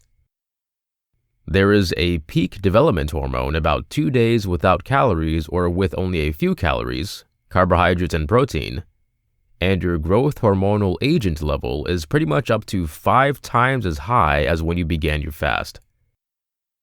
Part of the reason for that is that ketone bodies produced throughout fasting promote development hormone secretion, for instance in the brain. Ghrelin, the appetite hormone, also promotes growth hormonal agent secretion. Development hormonal agent helps maintain lean muscle mass and lowers fat tissue accumulation, particularly as we age. It also appears to play a role in mammalian durability and can promote wound healing and cardiovascular health. Minimum insulin. By 54 hours, your insulin has dropped to its lowest level point since you started fasting, and your body is being significantly insulin sensitive. Reducing your insulin levels has a variety of health benefits, both short-term and long-term. Lowered insulin levels put a brake on the insulin and mTOR signaling pathways, triggering autophagy. Lowered insulin levels can minimize inflammation, can make you more insulin sensitive and/or less insulin resistant, which is particularly an advantage if you have a high risk of developing diabetes, and secure you from persistent illnesses of aging, including cancer. By 72 hours, your body is breaking down old immune cells and producing new ones. Extended fasting minimizes distributing IGF-1 levels and pKa activity in numerous cell populations. IGF-1, or insulin-like development aspect 1, looks a lot like insulin and has growth-promoting effects on almost each cell in the body. IGF-1 activates signaling pathways including the P13K-AKT path that promotes cell survival and growth. pKa can also activate the mTOR path, and, of interest, too much caffeine too fast might promote activation of pKa. You might see where this is leading. Pressing the brakes on IGF-1 and pKa through nutrient restriction and fasting can decline cellular survival paths and cause breakdown and recycling of old cells and proteins. Studies in mice have revealed that extended fasting, greater than 48 hours, by minimizing IGF-1 and pKa, causes tension resistance, self-renewal, and regeneration of hematopoietic or blood cell stem cells. Through this same system, extended fasting for 72 hours has been shown to protect healthy white blood cell or lymphocyte counts in clients undergoing chemotherapy. Bonus stage: refeeding. We practically forgot about the last or perhaps most essential stage of intermittent fasting, the refeeding stage. It is very important to break your fast with a healthy, balanced meal that will further improve the function of cells and tissues that went through cleanup while you were fasting. From Mark Madsen and Associates at the National Institute on Aging, upon refeeding, consuming carbohydrates and glucose stimulate release into the blood of the incretin hormone, glucagon, like peptide 1, or GLP-1, from enteroendocrine cells in the gut. GLP-1 improves clearance of glucose from the blood by stimulating insulin release from the pancreas and increases the insulin sensitivity of cells. GLP-1 crosses the blood-brain barrier and can act straight on neurons to promote synaptic plasticity, improve cognition, and strengthen cellular tension resistance. Side note: this is not a suggestion to break your fasts with tons of carbs and sugars, which could in fact lead to troublesome blood sugar spikes. Some carbohydrates can go a long way. It's best to break your fast with a well-balanced meal, including a lot of vegetables, plant fibers, and plant fats, with healthy proteins and some whole grains or legumes if you choose. Keep away from simple sugars and processed or packaged foods. Learn what works best for your body and what you feel best eating following your fasts. Chapter 5: Autophagy. An individual's body consists of trillions of cells. In time, unwanted molecules can build up inside them.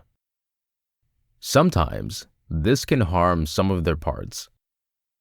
A 2015 post published in Nature explains that autophagy is a natural process that reacts to this issue. Throughout autophagy, the cells get rid of these undesirable molecules and dysfunctional parts. Sometimes, autophagy damages some of these molecules and parts. Other times, the cell recycles these parts into new elements. The term autophagy derives from the ancient Greek for self-eating. Health effects. Research has linked autophagy with several health results, but this cellular process is complex, so it can be challenging to draw conclusions. For instance, a current 2019 research study surveys existing research into autophagy in cancer. It finds that while autophagy can help to stall the development of cancer cells, it may also promote their development, depending upon the stage of the cancer. Scientists are also interested in the connection between autophagy and liver health. A 2020 review article checked out the ways autophagy could help protect liver cells from drug and alcohol-induced liver injury. Other research states that autophagy plays a role in many liver functions and could stop the development of some liver conditions, consisting of Wilson's illness, intense liver injury, non-alcoholic fatty liver illness, chronic alcohol-related liver illness. Yet, the majority of studies on autophagy have taken place in test tubes or animal models. As the authors of the research above argue, it is needed to carry out more research in humans to determine how autophagy can influence treatment. Autophagy also seems to play an important role in the immune system by clearing out toxic substances and transmittable representatives. There is proof that autophagy could enhance the outlook for cells with infectious and neurodegenerative diseases by controlling inflammation. Another review article explains that autophagy helps to safeguard cells against incoming microorganisms. While there is plenty of research on autophagy's impact on cells, researchers are still not sure about whether enhancing autophagy could be a new treatment for different conditions.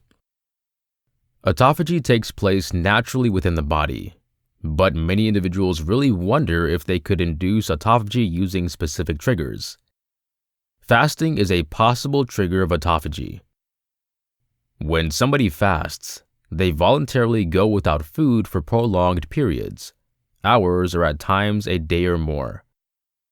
Fasting is very different from traditional calorie constraints. When a person limits their calories, they minimize their routine intake of food. Fasting might or may not lead to calorie restraint, depending on how much food a person consumes throughout their feeding periods. A 2018 evaluation of the existing research strongly suggests that both fasting and calorie limitation can induce autophagy.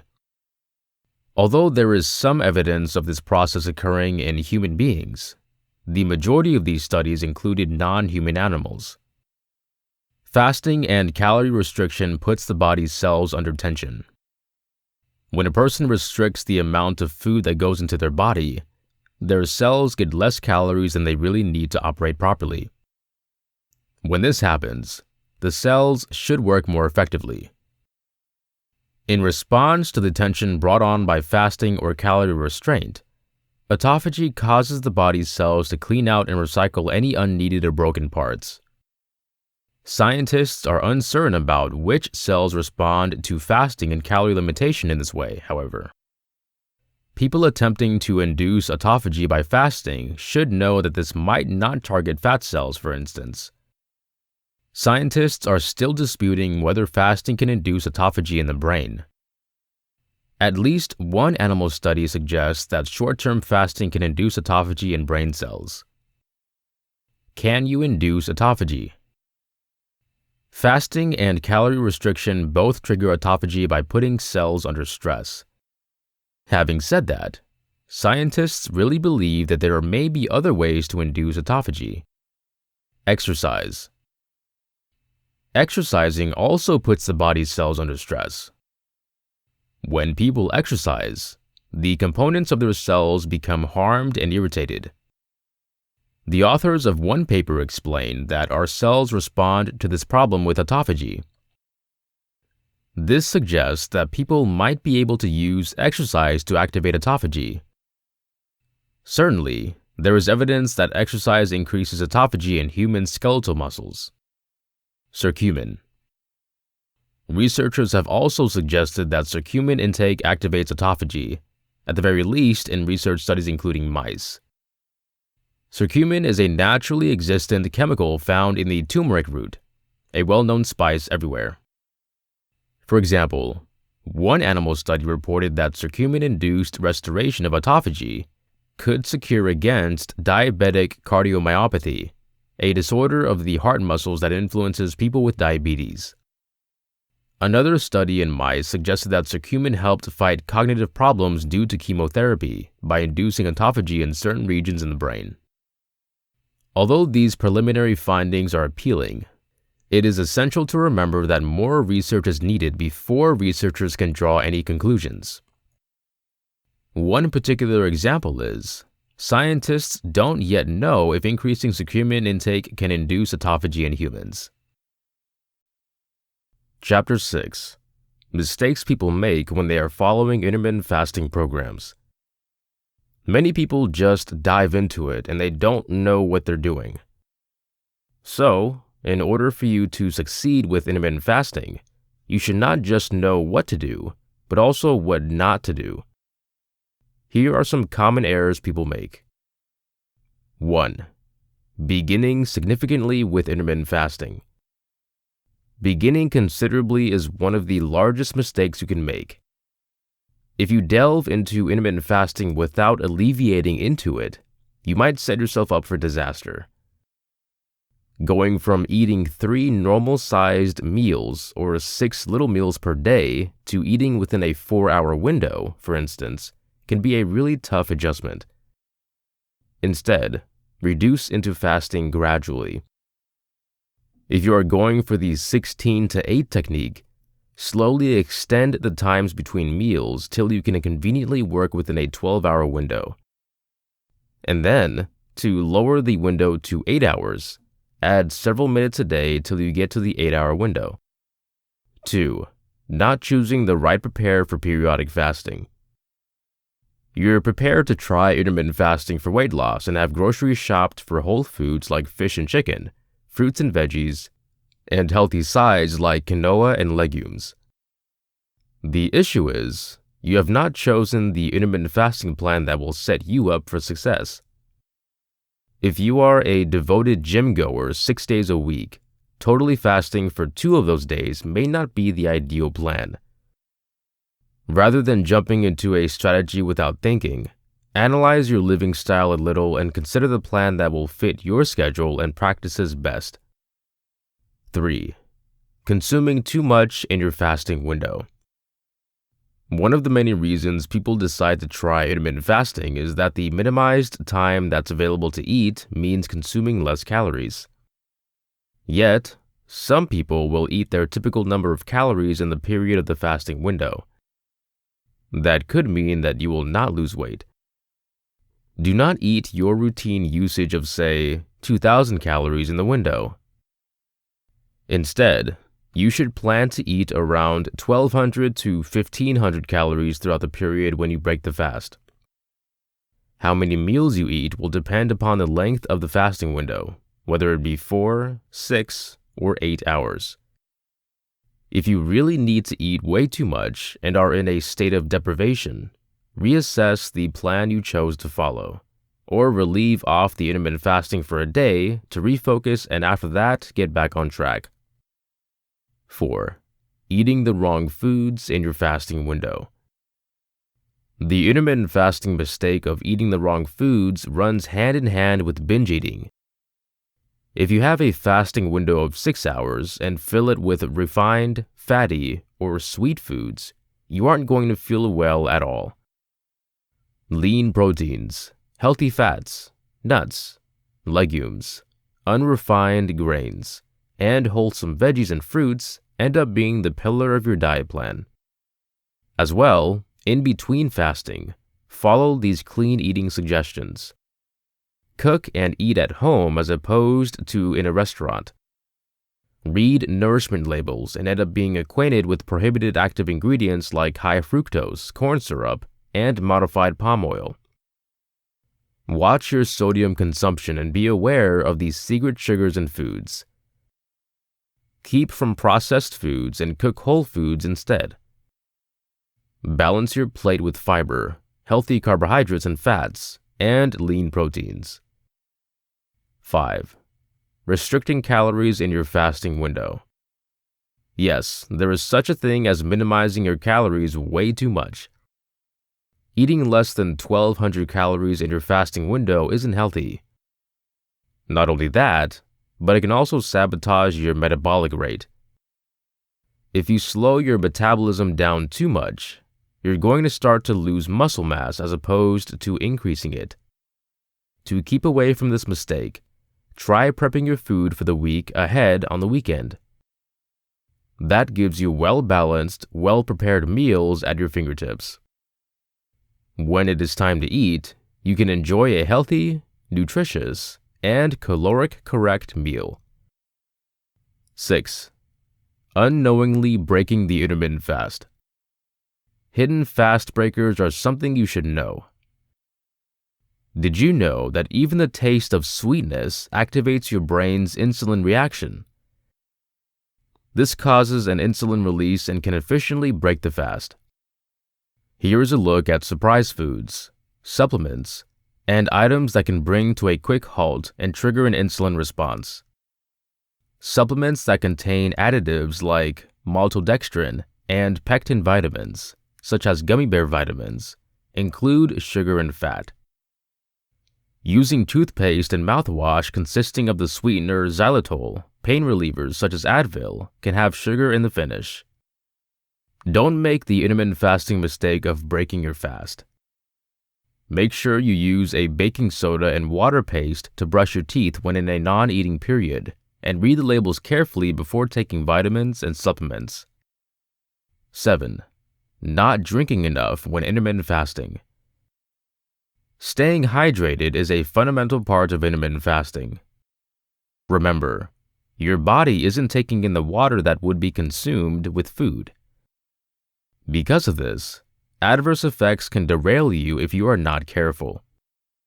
Headaches, muscle cramps, and intense emotions of appetite can rapidly appear if you allow yourself to become dehydrated.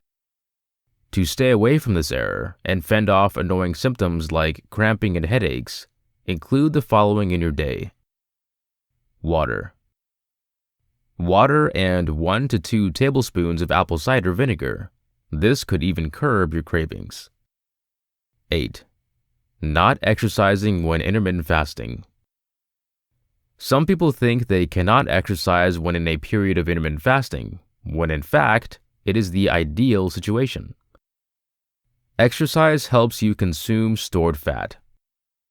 Furthermore, the human growth hormone is increased as you work out, helping you to build muscle. Having said that, there are tips to follow to maximize your workouts. To get the best arise from your efforts, keep these points in mind. Time your exercises for throughout the eating periods, and after that, eat healthy carbohydrates and proteins within 30 minutes of the exercise. If the type of exercise is extreme, make sure you eat previously so that your glycogen stores are available. Base your exercise on the fasting approach. If you happen to be doing a 24-hour fast, don't plan an extensive activity that day. Stay hydrated at the time of the fast, and especially at the time of the workout. Listen to your body's signals. If you feel weak or lightheaded, take a break or conclude the workout. 9. Being too hard on yourself if you slip while you are doing intermittent fasting. One slip doesn't mean you failed. In some cases, you will have days when an intermittent fasting routine is additionally hard, and you just don't think you can make it. It is totally fine to take a break if you need to. Just give yourself a day to refocus. Stay on a healthy eating track, but allow yourself treats like an amazing protein shake or a serving of healthy beef and broccoli, and leap back into the next day. Don't make the mistake of enabling intermittent fasting to consume your whole life. Consider a part of your healthy living style, and remember to do other essential things for yourself as well. Enjoy a book, exercise, spend time with the family, and eat as healthily as you can. It is all part of the package of being the best you can be. Chapter 7. A Guide on Which Foods to Keep Away From. There is a lot of hype these days about how to live a healthy lifestyle. I'm so glad the tides are turning in this direction, and as you know, I am definitely riding the wave. One of the words thrown around nowadays in the healthy eating world is inflammation. There is a reason for this. You see, folks, inflammation in the body can be hazardous. First of all, I'll say that the inflammatory response to injury is a natural and necessary one, in that inflammation helps the body repair. Though, what about when you aren't injured? That's the inflammation I am talking about. Disease-causing inflammation, and inflammation that makes you feel bloated and blah. In a nutshell, persistent inflammation spread throughout the body is damaging. Plus, what you take can actually play a huge part in the inflammatory processes. You are here because you want to eat right, and you are working on a clean eating, healthy lifestyle. Let's have a look at inflammation and how keeping away from inflammatory foods will get you one step closer. How do unhealthy foods cause some inflammation? Persistent inflammation is connected with certain diseases like diabetes, Alzheimer's, and depression, and can also trigger plaque accumulation in the arteries, leading to stroke and cardiovascular disease. Scientifically put, certain foods can impact inflammatory markers in the body, particularly C-reactive protein found in the blood. For example, processed sugars can flip the switch for an inflammatory response. Regularly eating a lot of sugar leads to persistent inflammation and the resulting disease. A diet plan comprised of the following foods, to name a few we will talk about, will maintain the inflammatory response I'm talking about. Trans fats, like margarine, foods with refined sugar, processed meats, like sausage and bacon, and fried foods. Health benefits of eating non-inflammatory foods. The advantages are aplenty, my good friends. And that is why it just makes so much sense to eat this way. Not only will you feel more energized and more concentrated, but these results are also worth the effort too. Eating vegetables and fruits gives your body anti-inflammatory nutrients. Omega-3s balance the inflammatory procedures in the body. Eating clean, as opposed to processed and fatty foods, lowers the consumption of unhealthy fats. Foods like whole grains, beans, and lentils contain antioxidants that repair cell and tissue damage. Non-meat-based proteins, like nuts, are less inflammatory. Vitamin shortages that you could have will disappear once you start eating healthier. Can inflammatory foods stall weight reduction? Yes, there's a link between chronic inflammation and the body's incapability to shed excess weight. Not only that, but eating food that triggers inflammation results in bloating, joint pain, headaches, and a host of other issues that we do not want. Sugar, which is big on the inflammatory reaction scale, results in both inflammation and weight gain, so it's only typical they go together. Foods containing empty calories, so think about potato chips, soda, and processed meats, increase the body's acid production, which also causes inflammation. Simple steps like clean eating, following a 5-day anti-inflammatory diet plan meal plan, and drinking a ton of water will help you reduce inflammation. You will feel well-balanced and achieve the weight loss you are looking for. Are peanuts inflammatory? Peanuts are not thought to be on the list of high inflammatory foods. Actually, nuts, which includes peanuts, are a healthy and suggested replacement for red meat, processed meat, refined grains, potato chips, and more. Is dairy inflammatory? Casein is a protein found in milk, as is whey. Casein is a protein found in milk, as is whey. Casein makes up 80% of a dairy item, and whey makes up the other 20%. Casein is particularly hard to break down in the gastrointestinal system, and because of this, can cause a pressure that leads to gastrointestinal trouble and inflammation. Bloating and gas are just two of the symptoms of an inflammatory reaction to dairy products. Are eggs inflammatory? Research studies show that eggs can impact the body's inflammatory response. The fascinating thing here is, the response can be both pro- and anti-inflammatory. Eggs and their intake can impact different people in different ways. To put it simply, research does suggest that eggs can trigger inflammation based upon elements like weight and presence of disease.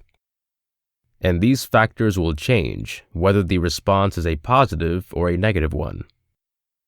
When it comes to eggs, pay attention to your body and avoid eating them if doing so causes a negative impact such as bloating. Foods that are anti-inflammatory. The great news here is, there are lots of foods that are anti-inflammatory. From fruits and vegetables to healthy fats found in flaxseed and fish, the list has lots of tasty foods to enjoy on their own or in clean eating recipes. Blueberries, strawberries, cherries include antioxidants. Leafy greens like spinach and kale prevent tissue damage. Fish like salmon and mackerel increase omega-3s. Vibrant vegetables like beets, peppers, zucchini, and sweet potatoes. Whole grains. Beans and legumes. Nuts like walnuts and almonds. Probiotics like yogurt get rid of bad germs in the gut. Avocados provide heart-healthy fats. What else can you do to minimize that inflammation? Sure, food plays a big part in inflammation, but there are other steps you can require to limit the problem. Exercise and be active. Get outside a few minutes a day at least. Vitamin D helps to manage immunity. Intermittent fasting is proven to reset the metabolic process, therefore reducing inflammation. Turmeric fights inflammatory conditions. Try including the spice to your food or take a supplement. Ginger is known to enhance digestion and reduce inflammation. Green tea may lower inflammation. Change from dairy to plant-based items. Foods that trigger inflammation. What foods to stay away from? Inflammation is a process within the body that can wreak havoc and result in illness. In this part of the book, we'll reveal 10 foods that cause inflammation. You are going to discover what foods to keep away from and how to make the best choices for a healthy living style. There is a lot of buzz nowadays about how to live a healthy lifestyle. I am so glad the tides are kipping down this direction, and as you know, I am certainly riding the wave. One of the words tossed around these days in the healthy eating world is inflammation, and for a good reason.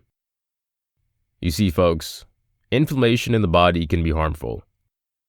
Is coffee inflammatory? Coffee is not inflammatory. As a matter of fact, coffee includes anti-inflammatory compounds like polyphenols, known to decrease inflammation. Remember, however, what you put in your coffee makes a difference. Stick to a little bit of almond milk and exclude the processed coffee whitener and processed sugar. 9 foods that cause inflammation. 1. Sugar-coated products. Processed and packaged foods that line grocery store racks have lots of added sugars. Both sucrose, you know it as table sugar, and high fructose corn syrup, found in so many products, are true villains when it comes to inflammation. Cancer, fatty liver illness, obesity, persistent kidney disease, and more relate to excessive sugar consumption. Stay away from pastries, cookies, cereals, and candy. You know, generally all of the packaged convenience foods so common of today. Finding it hard to quit the sugar practice? I did it, and I am telling you that you can too. 2. Trans fats. Artificial trans fats are high up there on the list of inflammatory foods to avoid. Think about it. Foods last for months on the supermarket rack thanks to the addition of trans fats. When you look at it that way, it's not actually something that you want to put in your body, right? Keep away from packaged cookies and cakes, French fries, shortening, and margarine. If you see trans fats on the label, leave. 3. Refined carbohydrates. Raising your blood glucose. Eating empty calories lacking fiber and vitamins. Increasing inflammation through food processing approaches. None of that sounds appealing, does it? Honestly, thinking of eating crisp veggies, juicy fruits, and pleasing whole grains sounds far more inviting than eating a bag of chips, a handful of cookies, and a soda. Make the move. Just get processed foods out of your diet plan, and you are going to feel incredible. 4. Processed meat. Now, eating processed meats actually does not attract me either.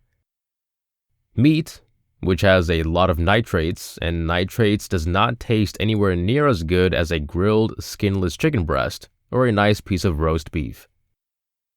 Stay away from eating processed meats, and you are going to lower your risk of stomach and colon cancer, diabetes, and heart disease. Cooking sliced up meats at a high temperature is what adds the inflammatory factor. Give them up for clean eating recipes, and you will be that much healthier. 5. MSG. Monosodium glutamate. If you are a lover of deli meat, junk food, canned vegetables, and ready Asian food, you are consuming MSG, otherwise called monosodium glutamate. It's a known cause of food-related inflammation. It has been categorized as usually recognized as safe by the FDA, but it is best to be stayed away from. Search for no MSG added when out at restaurants or eating takeout food. 6. Gluten. Many choose not to eat foods including gluten. Also, people who have conditions like celiac illness can't endure gluten because of its results on the intestinal tract. There's an inflammatory response that can impact the organs and tissues. Bread, Cusco, and other foods made with wheat, barley, and rye are the perpetrators. Avoid inflammation by purchasing foods that are gluten-free. When reading the labels, however, ensure that the gluten-free item does not consist of unneeded added ingredients like potato starch or lots of sugar. Even better, make your own breads and muffins in the home. 7. Aspartame. Aspartame is an artificial sugar. It has no dietary value. It was used by diabetics years ago mostly, but is now used as a replacement sugar for many items. Many people choose to purchase diet plan sodas or other sugar-free food items as a weight control help. Not only does aspartame trigger inflammation, but it could result in you to be making more unhealthy choices. Aspartame and other sweeteners like it could make you crave more sweet food and turn your back on vegetables and other less intensely sweet foods. 8. Casein. Milk products consist of casein. Research studies prove that casein can cause digestion discomfort, intestinal inflammation, small intestinal tract inflammation, and increased inflammatory markers when blood tests were done.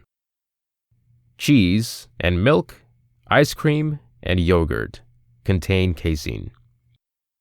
Look for plant-based alternatives like almond or coconut milk, and plant-based yogurt and cheese. 9. Veggie oils and seed oils. Do you ever use vegetable, safflower, soy, peanut, or corn oil? How about salad dressings which contain them? An oversupply of omega-6s found in these products can set off an inflammatory response in the body. Better choices for oil are olive, coconut, grapeseed, and avocado oils. Olive oil has many antioxidants, and using this oil in cooking may reduce your chance of heart problems and stroke. Grapeseed oil has antioxidants too, and also has vitamin E. This has been Intermittent Fasting, Benefits, Stages, and Autophagy by Zoe Jacobs. Narrated by Brandon Suku.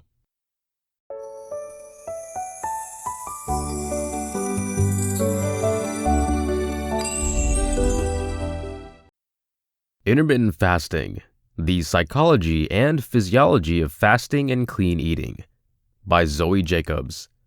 Narrated by Brandon Suku. Chapter 1. The Psychology Behind the Intermittent Fasting Programs. Over the past decade, intermittent fasting made the leap from being a popular fad diet to a clinically supported eating style.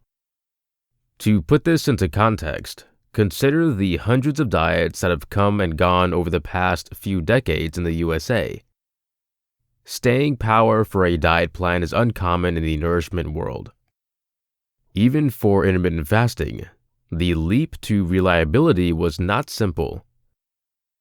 Just 10 years ago, early advocates of intermittent fasting, like Martin Berkhan in his Lean Gains diet plan, faced an overwhelmingly negative reception amongst nourishment scientists and most diet and physical fitness professionals. As quality research in both human and non-human animals multiplied throughout this period, though, which implies benefits for an outstanding number of metabolic, body immune system, and even aging criteria, even many preliminary doubters started to warm to intermittent fasting as a feasible eating style. In addition to growing clinical reliability, intermittent fasting offers one of the most practical approaches to eating among reputable dietary plans, in that intermittent fasting doesn't need specific foods or supplements to follow. Intermittent fasting includes almost no food rules beyond the practice of eating throughout a reduced time frame, making it about as uncomplicated as possible. Intermittent fasting decreases time spent cooking, cleansing, and preparing food relative to many other dietary plans by minimizing meals typically to 1 or 2 a day. Intermittent fasting usually lowers grocery expenses, specifically when combined with a focus on eating unprocessed foods. The only major downsides to intermittent fasting are issues about hypoglycemia, low blood glucose, amongst some diabetics, hypotension, low high blood pressure, negative effects from clients fasting while on medications like antihypertensives, the risk of exacerbating eating disorder signs among people with histories of binge eating, bulimia, and anorexia symptoms. These latter restrictions are very important and can even be deadly in certain cases. For this reason, Those with these restrictions should consider alternative dietary approaches to intermittent fasting, or use intermittent fasting only with professional supervision. Given the combination of health advantages, usefulness, and only several medical or psychiatric risks, it may not shock you that intermittent fasting was amongst the most well-known diet plans in 2019 to 2020, reported in surveys in the US and UK.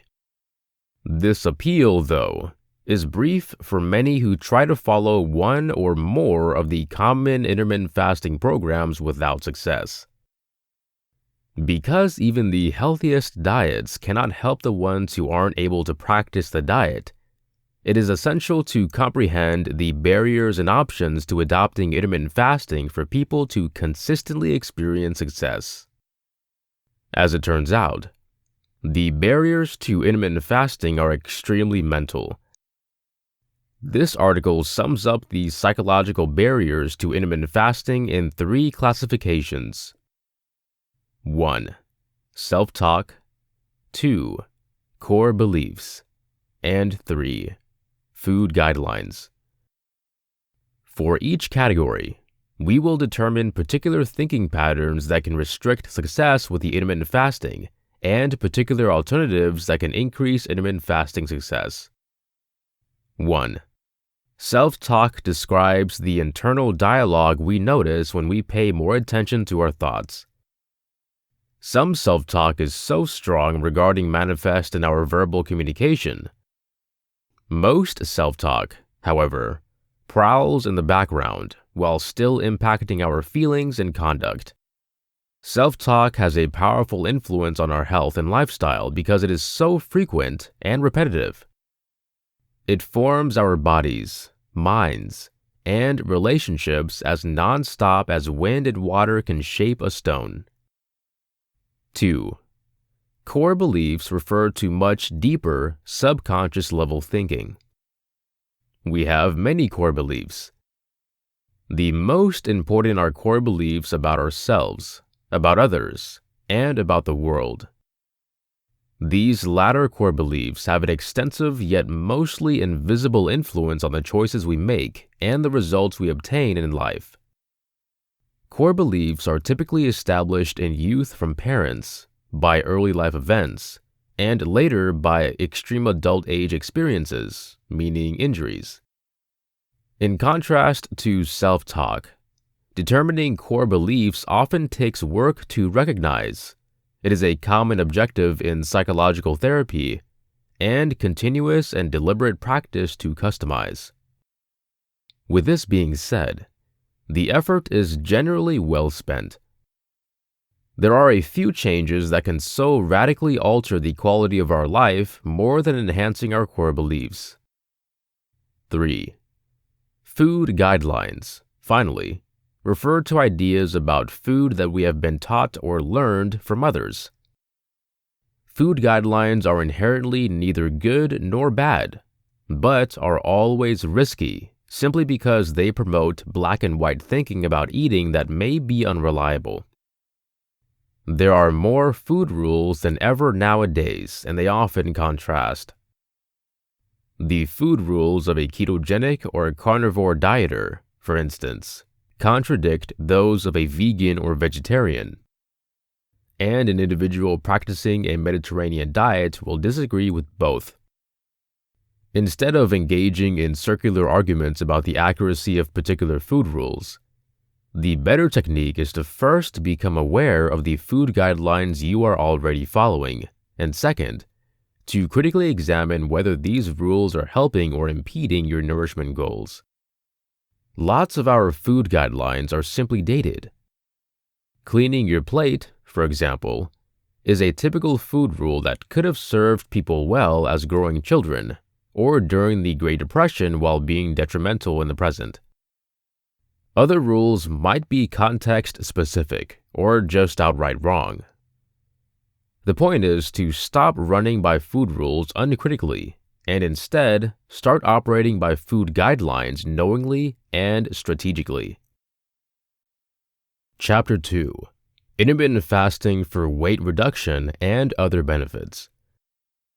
Over the last few years, interest in intermittent fasting, that is, not eating at all for a particular number of days a week, has been increasing.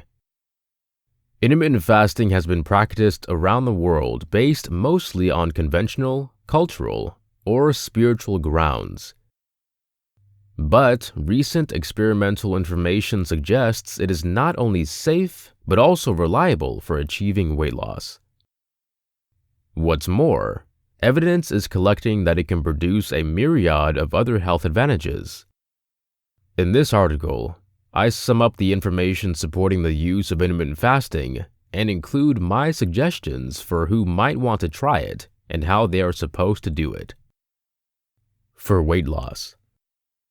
One concern about lowering calorie intake each day, that is, dieting, to drop weight, is that it decreases the basal metabolic rate, in one research study as much as 504 calories a day, making weight reduction harder to accomplish.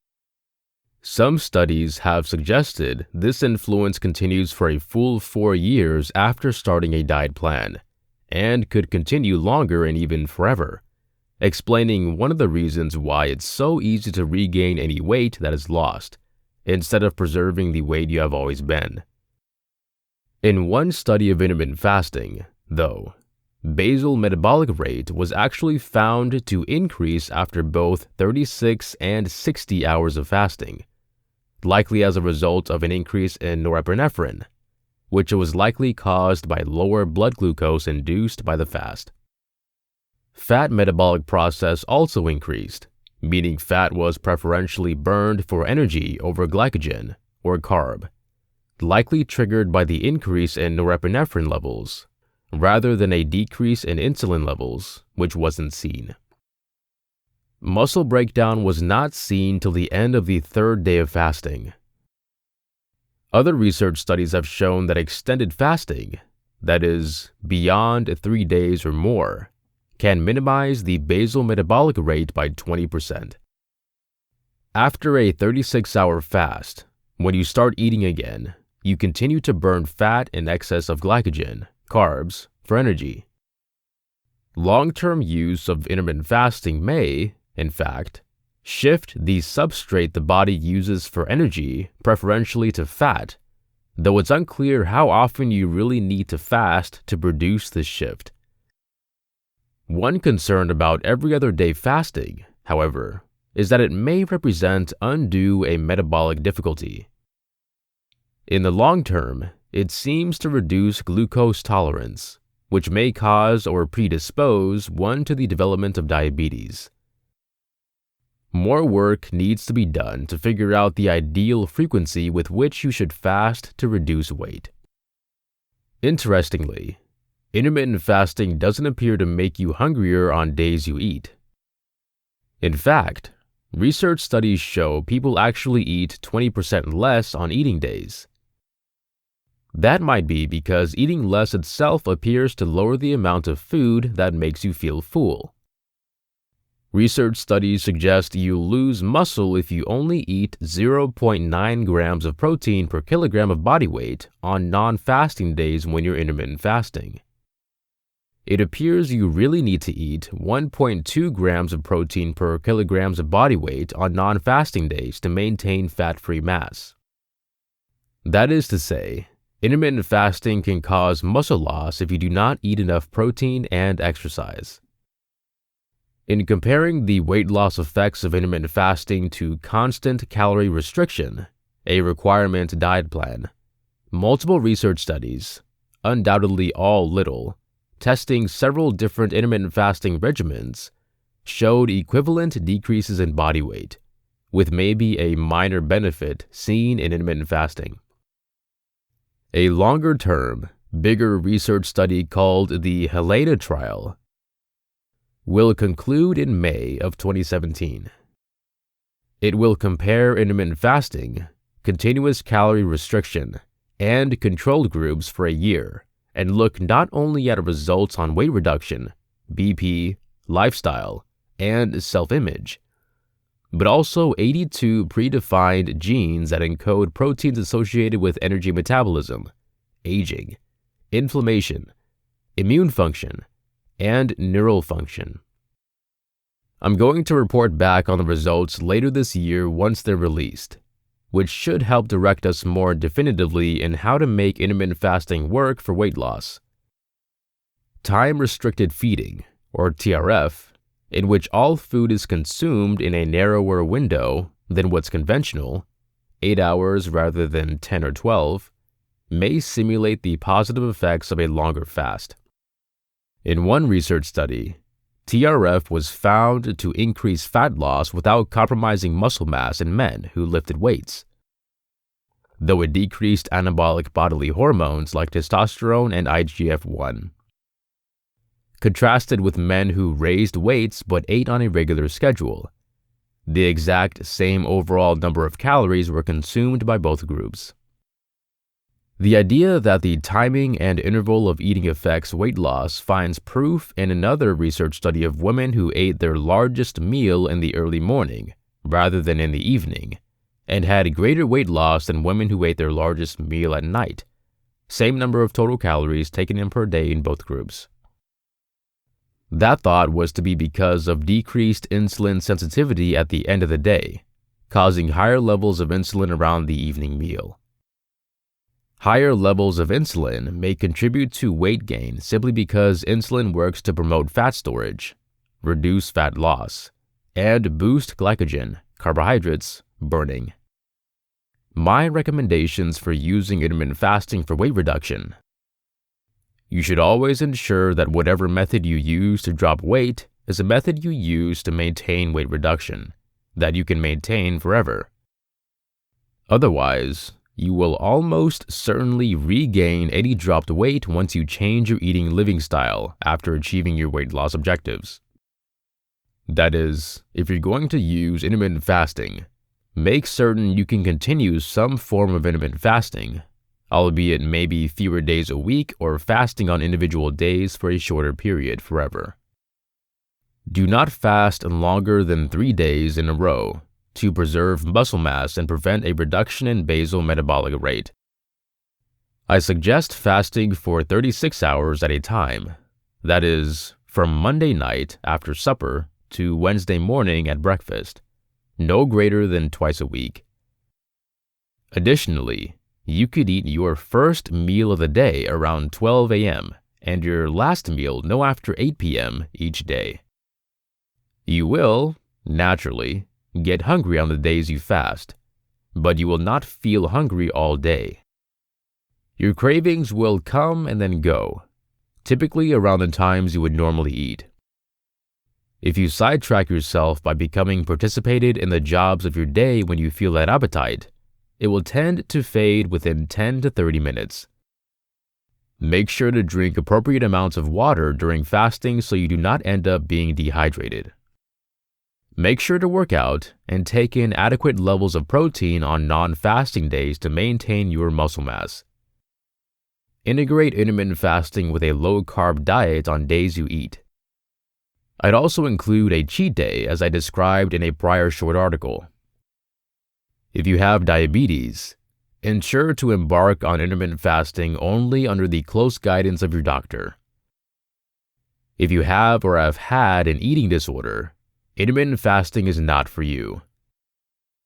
Other advantages of intermittent fasting may include cardiovascular, levels of adiponectin, which has anti-plaque forming and insulin sensitizing properties, are increased through intermittent fasting.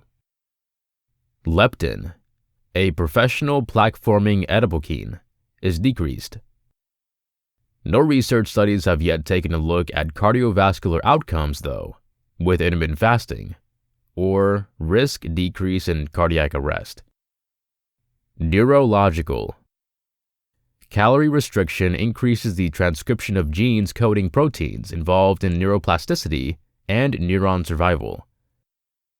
In rats and mice on an alternate day fasting routine, proteins that operate to prevent protein damage in neurons are elevated. Calorie limitation, in general, upregulates autophagy, which enhances removal of damaged proteins in cells. energy limitation of 30% below what subjects typically take in an enhanced glucose metabolism, repressed oxidative damage and inflammation, and safeguarded against cancer, cardiovascular disease, diabetes, and muscle wasting in a study of non-human primates. It also protects volumes of brain structures involved in psychological control. In animal models of minimized calorie intake, outcomes from stroke and distressing brain injury are enhanced. Animals with experimentally induced strokes recuperate function better on restricted diet plans. Alternate day fasting protects rats from cognitive disability in Alzheimer's models. Calorie limitation protects dopaminergic nerve cells in rodent Parkinson's illness models. Fasting enhances memory in human subjects who minimize their everyday caloric intake by 30%. It is very important to take note of the fact that while many studies strongly suggest there very well could be multiple advantages to our brain from intermittent fasting, no definitive study has been done in people that proves intermittent fasting has a substantial influence on the risk of getting a neurologic illness or impact on minimizing the effect of a neurologic disease. Extended lifespan. We do not actually know if the extension of the life expectancy reported in animal research studies of calorie restriction are because of the results of calorie limitation itself or to the results of intermittent fasting, as in all of these subjects ended up intermittently fasting and also eating a lower calorie diet plan. It's certainly interesting to imagine that we could extend our lifespan just by fasting a certain number of days a week. But currently, we have no definitive evidence that intermittent fasting offers this benefit. More work in this area is needed. Cancer risk decrease. A retrospective study of 7,000 women with a history of anorexia showed a 50% decrease in the incidence of breast cancer, suggesting that serious calorie limitation may protect against breast cancer. This does not mean that if you are fretted about cancer or have cancer, that you should restrict your calories as severely as patients with anorexia do. While there is proof that intermittent fasting both immediately before and after receiving chemotherapy can decrease the bad side effects of chemotherapy and possibly enhance its efficiency, intermittent fasting alone without chemotherapy has not been revealed to improve the survival if you have cancer. Meanwhile, calorie limitation has been revealed to decrease cellular proliferation and angiogenesis, the creation of new blood vessels that feed cancer cells. Calorie restriction is also associated with a significant anti-inflammatory response in humans, which could prevent cancer progression and deadly conversion. Calorie restriction combined with radiation therapy help in cancer regression and might postpone transition. Likewise, in mice, calorie restriction caused a 55% decline in the occurrence of breast cancer. Its effect on cancer rates in human beings, though, remains unknown. Diabetes control. The significant improvement rates of resolution of diabetes, 83%, in patients going through gastric bypass, are very likely due not to the surgical treatment itself, but to the remarkable limitation in calorie that results. Intermittent fasting may imitate this outcome. In conclusion, current evidence suggests, though doesn't yet prove, that intermittent fasting may have a wide range of health advantages in human beings. The Helena trial will more definitively answer a lot of the questions that stay and hopefully provide even clearer proof that long-lasting use of intermittent fasting is safe. If you're interested in reducing weight, in keeping weight reduction, or acquiring some of the other possible benefits of intermittent fasting could certainly be something you want to try. Chapter 3. Comprehending the macros and other nutrients. The initial step in comprehending how much food you should be eating to better succeed at portion control is to calculate your macros. What the heck are macros, you ask? Great question. Keep reading and learn all about them and why they're so important for comprehending portion control. To start, all food is separated into carbohydrates, proteins, and fats. It's the mix of the three of these macros, brief for macronutrients, that make up what we call calories. Most importantly, let's get just one thing straight. A calorie, by itself, isn't the wicked thing you might think it is. It's actually just a clinical way to gauge energy. Calories aren't bad for you on their own. Your body requires calories for energy. But eating a lot of calories and not burning enough of them off through activity can lead to weight gain. As a matter of fact, it takes about 3,500 calories beneath your calorie needs to lose a pound of body fat. It takes around 3,500 calories above your calorie needs to gain a pound. For the macros, 1 gram of carbohydrate is 4 calories. 1 gram of protein is 4 calories. 1 gram of fat is 9 calories. This is precisely why not all foods are created equal and why some contain more calories than others. It is also not almost how many calories you eat. It has to do with eating quality foods for your caloric consumption. Carbohydrates. Commonly referred to as carbs, carbohydrates are in foods like bread, rice, and potatoes, and they supply your body with heat and energy. There are 3 kinds of carbohydrates. Starches, which is found in veggies, beans, grains, pasta, and bread. Sugars, which is found either naturally in fruits, milk, etc., or can be added to food, like with granulated sugar, brown sugar, honey, and so forth. Fibers, which is found in beans, fruit, veggies, whole grains, nuts, etc. Generally, the goal is to focus more on fiber and starches and limit sugars, especially those that aren't naturally happening. Protein. All of our organs, including but not limited to skin, muscles, hair, and nails, are built from proteins. Additionally, body hormones, the body immune system, the gastrointestinal system, and our blood all rely on proteins to work properly.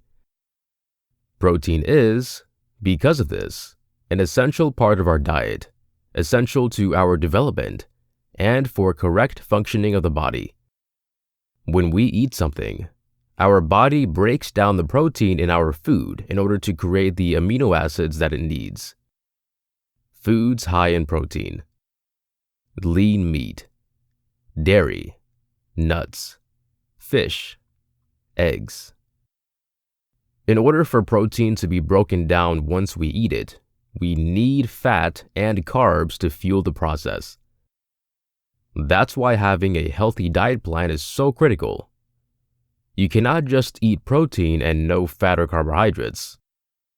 They all work together. Fat. Fat makes food taste better and makes us feel full longer. But what does it do for our bodies? Really, believe it or not, fat is also a crucial part of our diet and nutrition, meaning we literally cannot live without it. While our bodies need percentages of good fat to function and help prevent disease, a lot of diet plans contain far more fat than the body needs. Excessive fat, specifically way too much of the wrong kind of fat, could cause serious health issues, and that includes weight problems, hypertension, and high cholesterol, all of which can cause a higher risk of cardiovascular disease. Types of fat. Unsaturated fat. Unsaturated fats are generally considered the best kind of fat.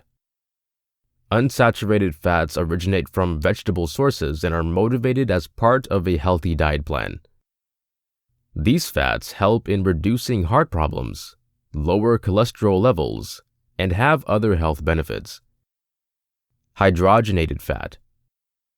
Normally, saturated fats originate from animal sources, be those meat, dairy, eggs, and so on, and are usually solid at room temperature level.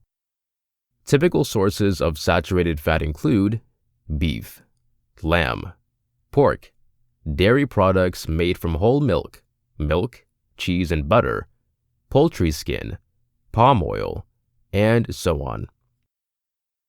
Hydrogenated or trans fat.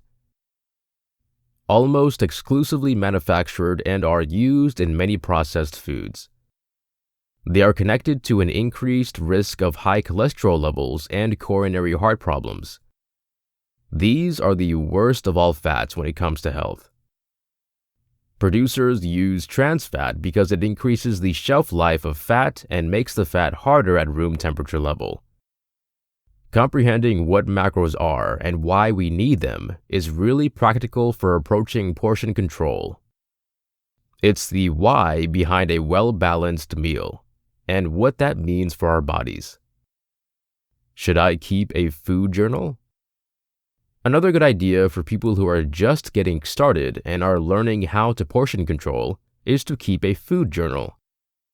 A food journal is a great way to manage food portion sizes and to ensure they follow the portion sizes we have determined based upon our individual needs. So, how do you keep a food journal or journal? You can choose to either keep track using an app or on a notepad. The idea is to track every little thing you eat, including but not limited to portion sizes, every day. That will help offer you with a baseline for how much you are presently eating and to track your goals every day. I choose the MyFitnessPal app, but there are a lot of free and paid options out there. A cautionary word. While I do believe tracking your meals is a great way to develop a baseline or starting point, and to attract what you're eating to better understand why you may or may not be losing weight, I advise restricting the amount of time you keep a diary. Gradually, you'll have the ability to comprehend parts by yourself, which is ideal to keep from becoming obsessed with every single calorie in your diary. Believe me, I've been there. And when you have tracked your food for about a month, you should have a respectable comprehension of what portions you should be eating. The better you can trust yourself with your food choices, the more healthy of a way of life it will be. That is also what makes eating clean a great choice, just because you don't have so many empty calories of sugar and processed fats. How to cut down portions without feeling hungry. If you are stressed that eating smaller parts will make you feel hungry all the time, I absolutely understand. I think everyone's been on that diet, where you really felt like you were starving from meal to meal, only to finally eat another meal that wasn't filling enough. This can trigger unneeded tension, and is exactly what we want to stay away from. So, take it one step at a time. You should use this book to find out the ideal macros for you, then begin to focus on your food portion sizes. Take note of the portions you're presently eating. Are they way too huge? Try minimizing them somewhat, but do it gradually. If you want to succeed at the portion control, treat it like a marathon, not a sprint, and set yourself up for success. These are some more portion control suggestions to help you feel gratified. Overload on veggies and greens, and follow more strict portions for higher calorie fat or foods like carbs, proteins, and fats. Fill up on water as much as possible.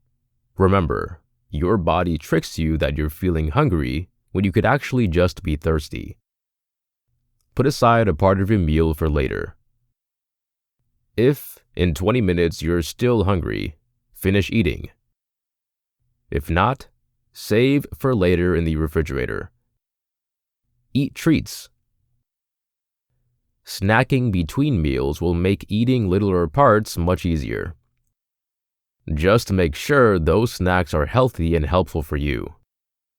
Make sure you're eating the right macros. Make use of healthy fats, proteins, and intricate carbohydrates so you're not operating on fumes. Ask yourself if you're truly hungry or if you just think you're hungry because you are used to eating more. This will be a steady process you will need to learn. How to eat smaller portions at restaurants. Portion control at dining establishments is really tricky, specifically nowadays when restaurants serve extra large portions. It is absolutely manageable, however, so don't worry.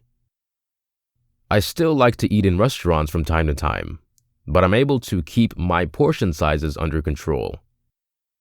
Here's how you can do it too. Check the meal portion size or ask the staff.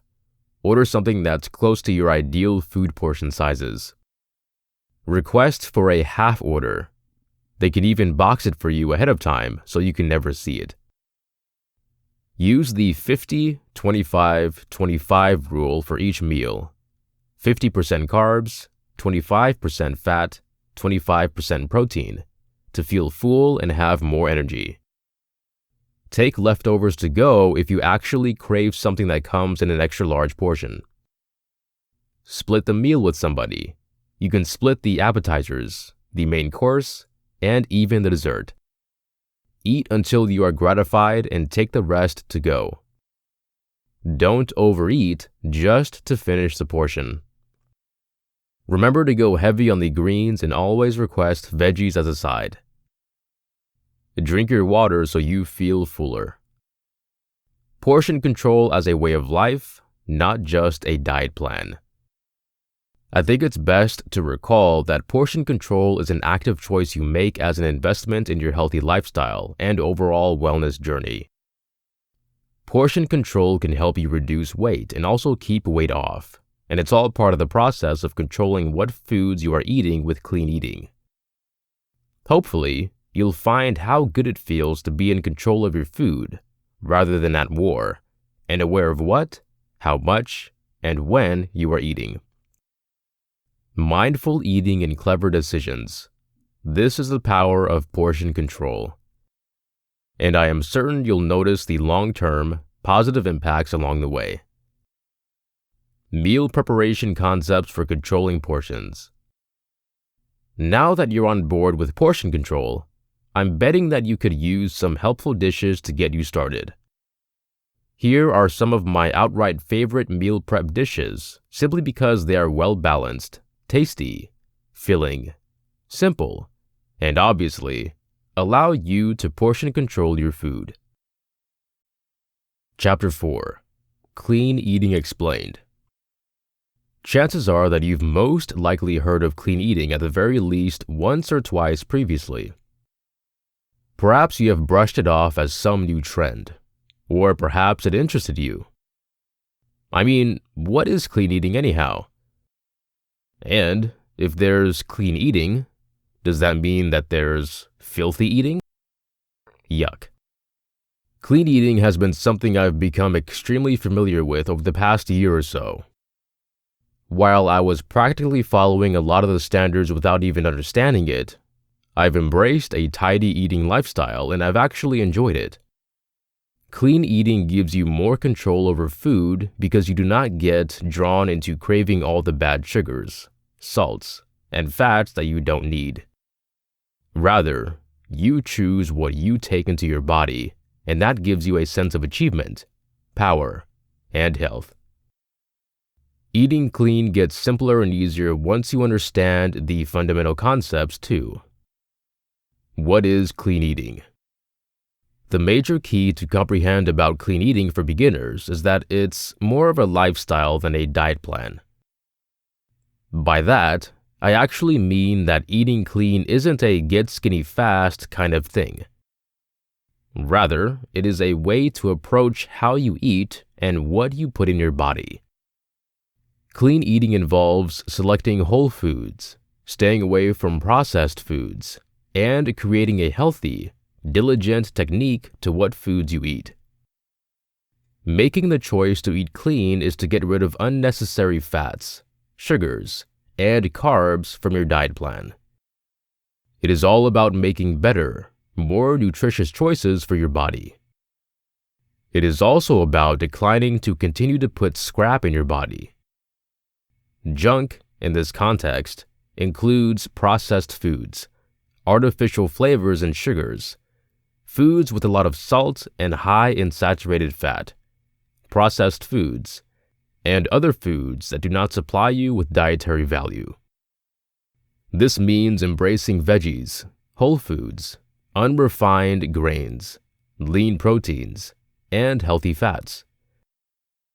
The focus is on the quality of the food being taken in and the benefits these foods offer your overall health.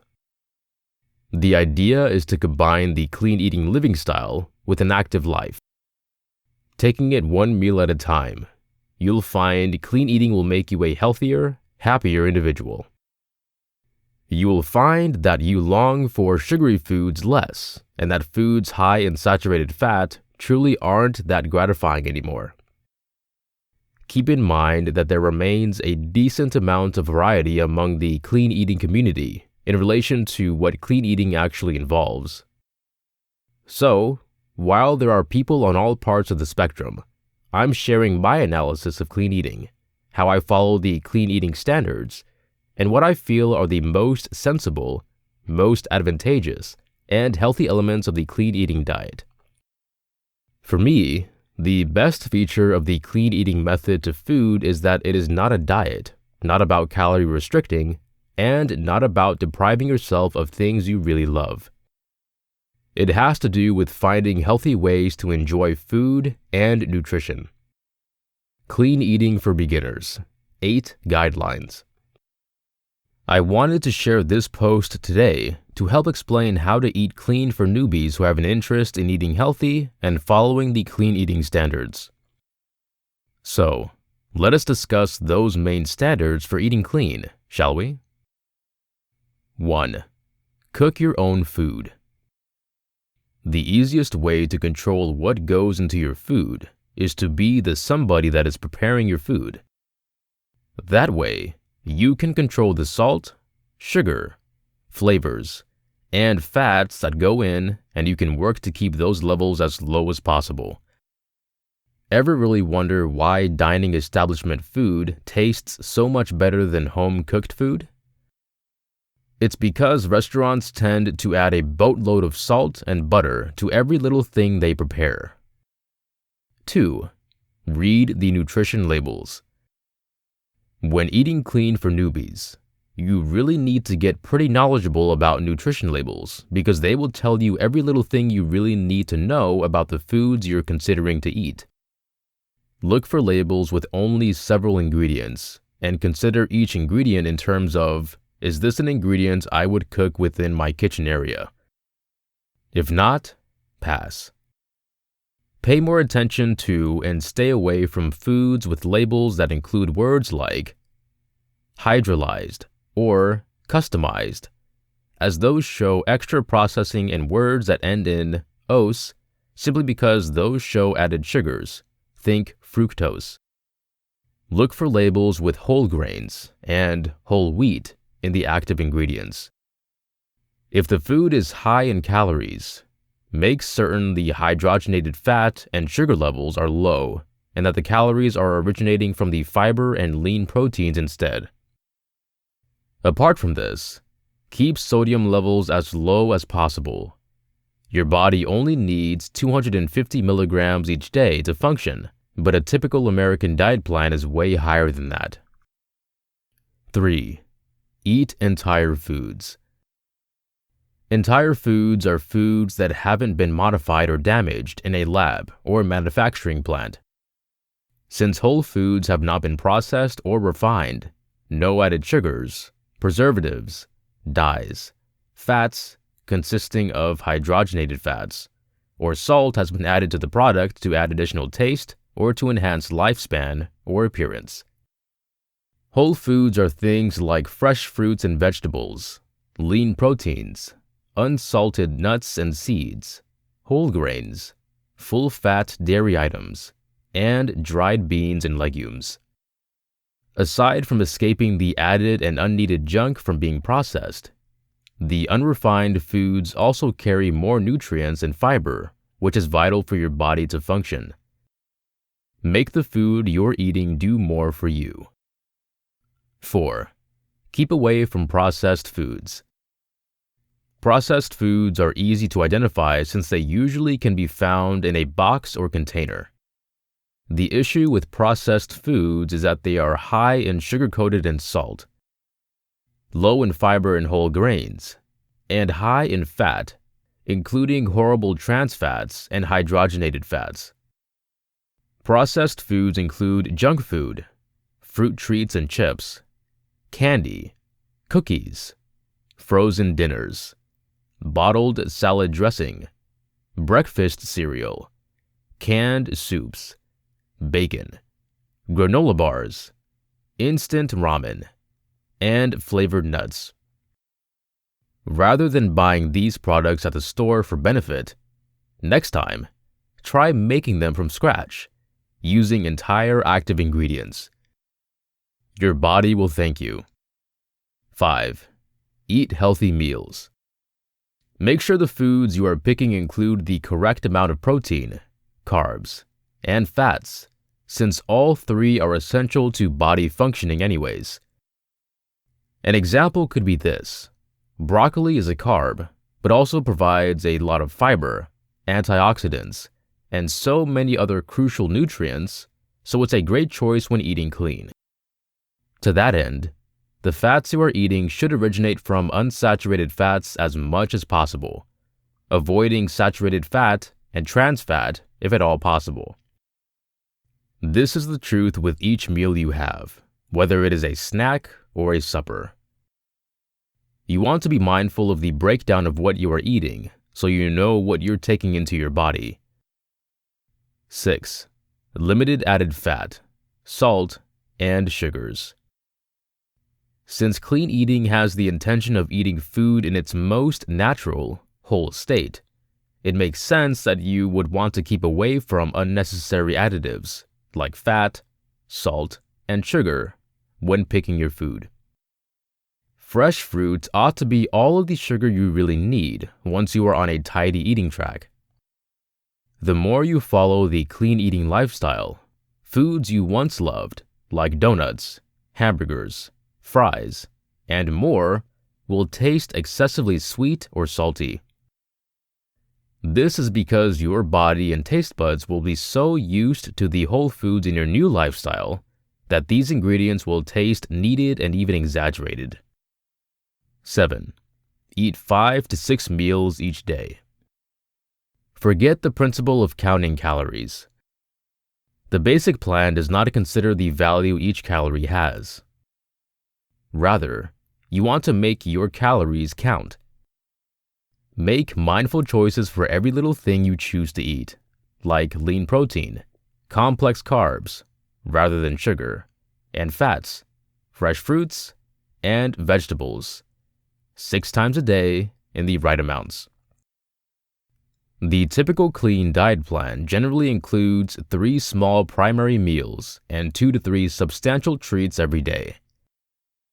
Eating this way prevents you from overeating, skipping meals, and feeling fatigued or tense from unstable blood glucose levels. It also helps you reduce weight. Don't drink your calories. While you are making mindful choices about what foods to eat, you also really need to be mindful about how much water you're consuming. Water will probably be the top thing you're drinking all day, every day. You'll find the more you drink, the thirstier you are for more and more. Drinking water will not only keep you hydrated and allow your body to operate well, it will also keep you from getting hungry. One of the absolute worst things to put into your body is soda.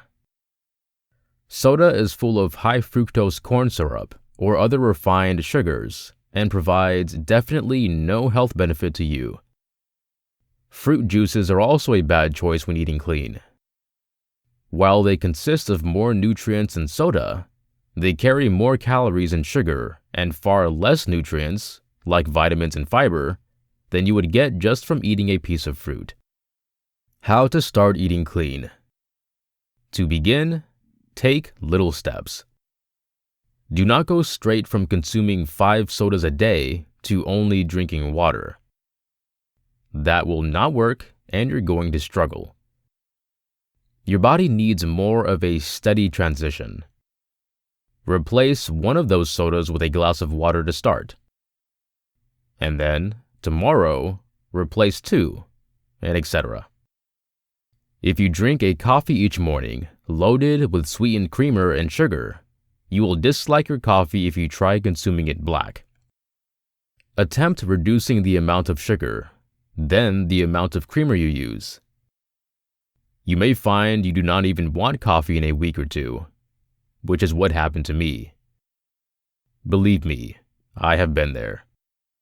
This is a new lifestyle, not an overnight trend, so treat it that way and reduce into it till you completely can embrace everything, and then it will feel typical to eat clean. Consider healthy, clean replacements for the foods you're used to. This is an example. Eat an apple and a handful of saltless almonds instead of a sweet bar. Add Greek yogurt rather than sour cream to your baked potato. Choose whole grain breads rather than white bread. Every change you make to eating clean is a favorable change, and, slowly, your body will get a lot more used to the clean lifestyle. And your body will really love it. And you'll feel incredible. Chapter 5. Intermittent fasting may affect people differently. There is some proof that intermittent fasting may not be as beneficial for some women as it is for men. One study revealed that blood glucose control actually got worse in women after 3 weeks of intermittent fasting, which was not the case in men. There are also many anecdotal stories of women who have experienced changes to their menstrual cycles after beginning intermittent fasting. Such shifts take place because female bodies are incredibly sensitive to calorie constraint. When calorie intake is low, like from fasting for far too long or too often, a little part of the brain called the hypothalamus is affected. This can interfere with the secretion of gonadotropin-releasing hormonal agent, or GnRH, a hormone that helps launch 2 procreative body hormones: luteinizing hormonal agent, or LH, and hair follicle stimulating hormone, or FSH. When these hormones cannot communicate with the ovaries, you risk of irregular periods, infertility, poor bone health, and other health effects. Although there are no comparable human studies, tests in rats have revealed that 3 to 6 months of alternate day fasting triggered a decrease in ovary size and irregular procreative cycles in female rats. Because of this, most women should think of a modified method to intermittent fasting, such as shorter fasting periods and less fasting days. Health advantages of intermittent fasting for women. Intermittent fasting not only advantages your waist, but might also reduce your risk of developing certain chronic diseases. Heart health. Heart disease is the leading cause of death worldwide. Hypertension, high LDL cholesterol, and high triglyceride concentrations are some of the leading risk factors for the development of heart problems. One research study in 16 overweight men and women showed intermittent fasting lowered blood pressure by 6% in just 8 weeks. The exact same study also discovered that intermittent fasting lowered LDL cholesterol by 25% and triglycerides by 32%. Nonetheless, the proof for the link between intermittent fasting and enhanced LDL cholesterol and triglyceride levels is not constant. A research study in 40 normal weight people discovered that 4 weeks of intermittent fasting at the time of the Islamic holiday of Ramadan didn't result in a reduction of LDL cholesterol or triglycerides. Higher quality studies with more robust techniques are needed before researchers can totally understand the results of intermittent fasting on heart health. Diabetes. Intermittent fasting may also successfully help manage and decrease your risk of developing diabetes. Similar to constant calorie restriction, intermittent fasting appears to minimize some of the risk of elements for diabetes. It does so mainly by decreasing insulin levels and decreasing insulin resistance. In a randomized, controlled study of more than 100 overweight or obese women, 6 months of intermittent fasting lowered insulin levels by 29% and insulin resistance by 19%. Blood glucose levels remained the exact same. What's more, 8 to 12 weeks of intermittent fasting has been shown to lower insulin levels by 20 to 31% and blood glucose levels by 3 to 6% in individuals with prediabetes, a condition in which blood sugar levels rise but are low enough to detect diabetes. Having said that, intermittent fasting might not be as advantageous for women as it is for guys concerning blood sugar.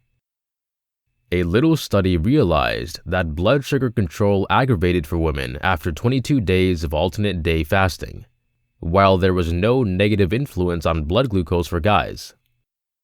Despite of these adverse effects, the reduction in insulin and insulin resistance would still likely lower the risk of diabetes, specifically for people with prediabetes. Weight loss. Intermittent fasting can be a basic and effective way to reduce weight when done appropriately, as regular short-range fasts can help you consume fewer calories and shed pounds. Some studies suggest that intermittent fasting is as reliable as traditional calorie-restricted diet plans for short-term weight loss. Best types of intermittent fasting for women. When it comes to dieting, there is no one-size-fits-all technique. This also certainly applies to intermittent fasting. Normally speaking, women should take a more relaxed approach to fasting than men. This could include shorter fasting periods, fewer fasting days, and/or taking in a little number of calories on the fasting days. Here are some of the best types of intermittent fasting for women. Crescendo technique. Fasting 12 to 16 hours for 2 to 3 days a week. Fasting should be non-consecutive and spaced equally across the week. For example, Monday, Wednesday, and Friday. Eat, stop, eat, also called the 24-hour protocol. A 24-hour full fast once or twice a week, maximum of 2 times a week for women.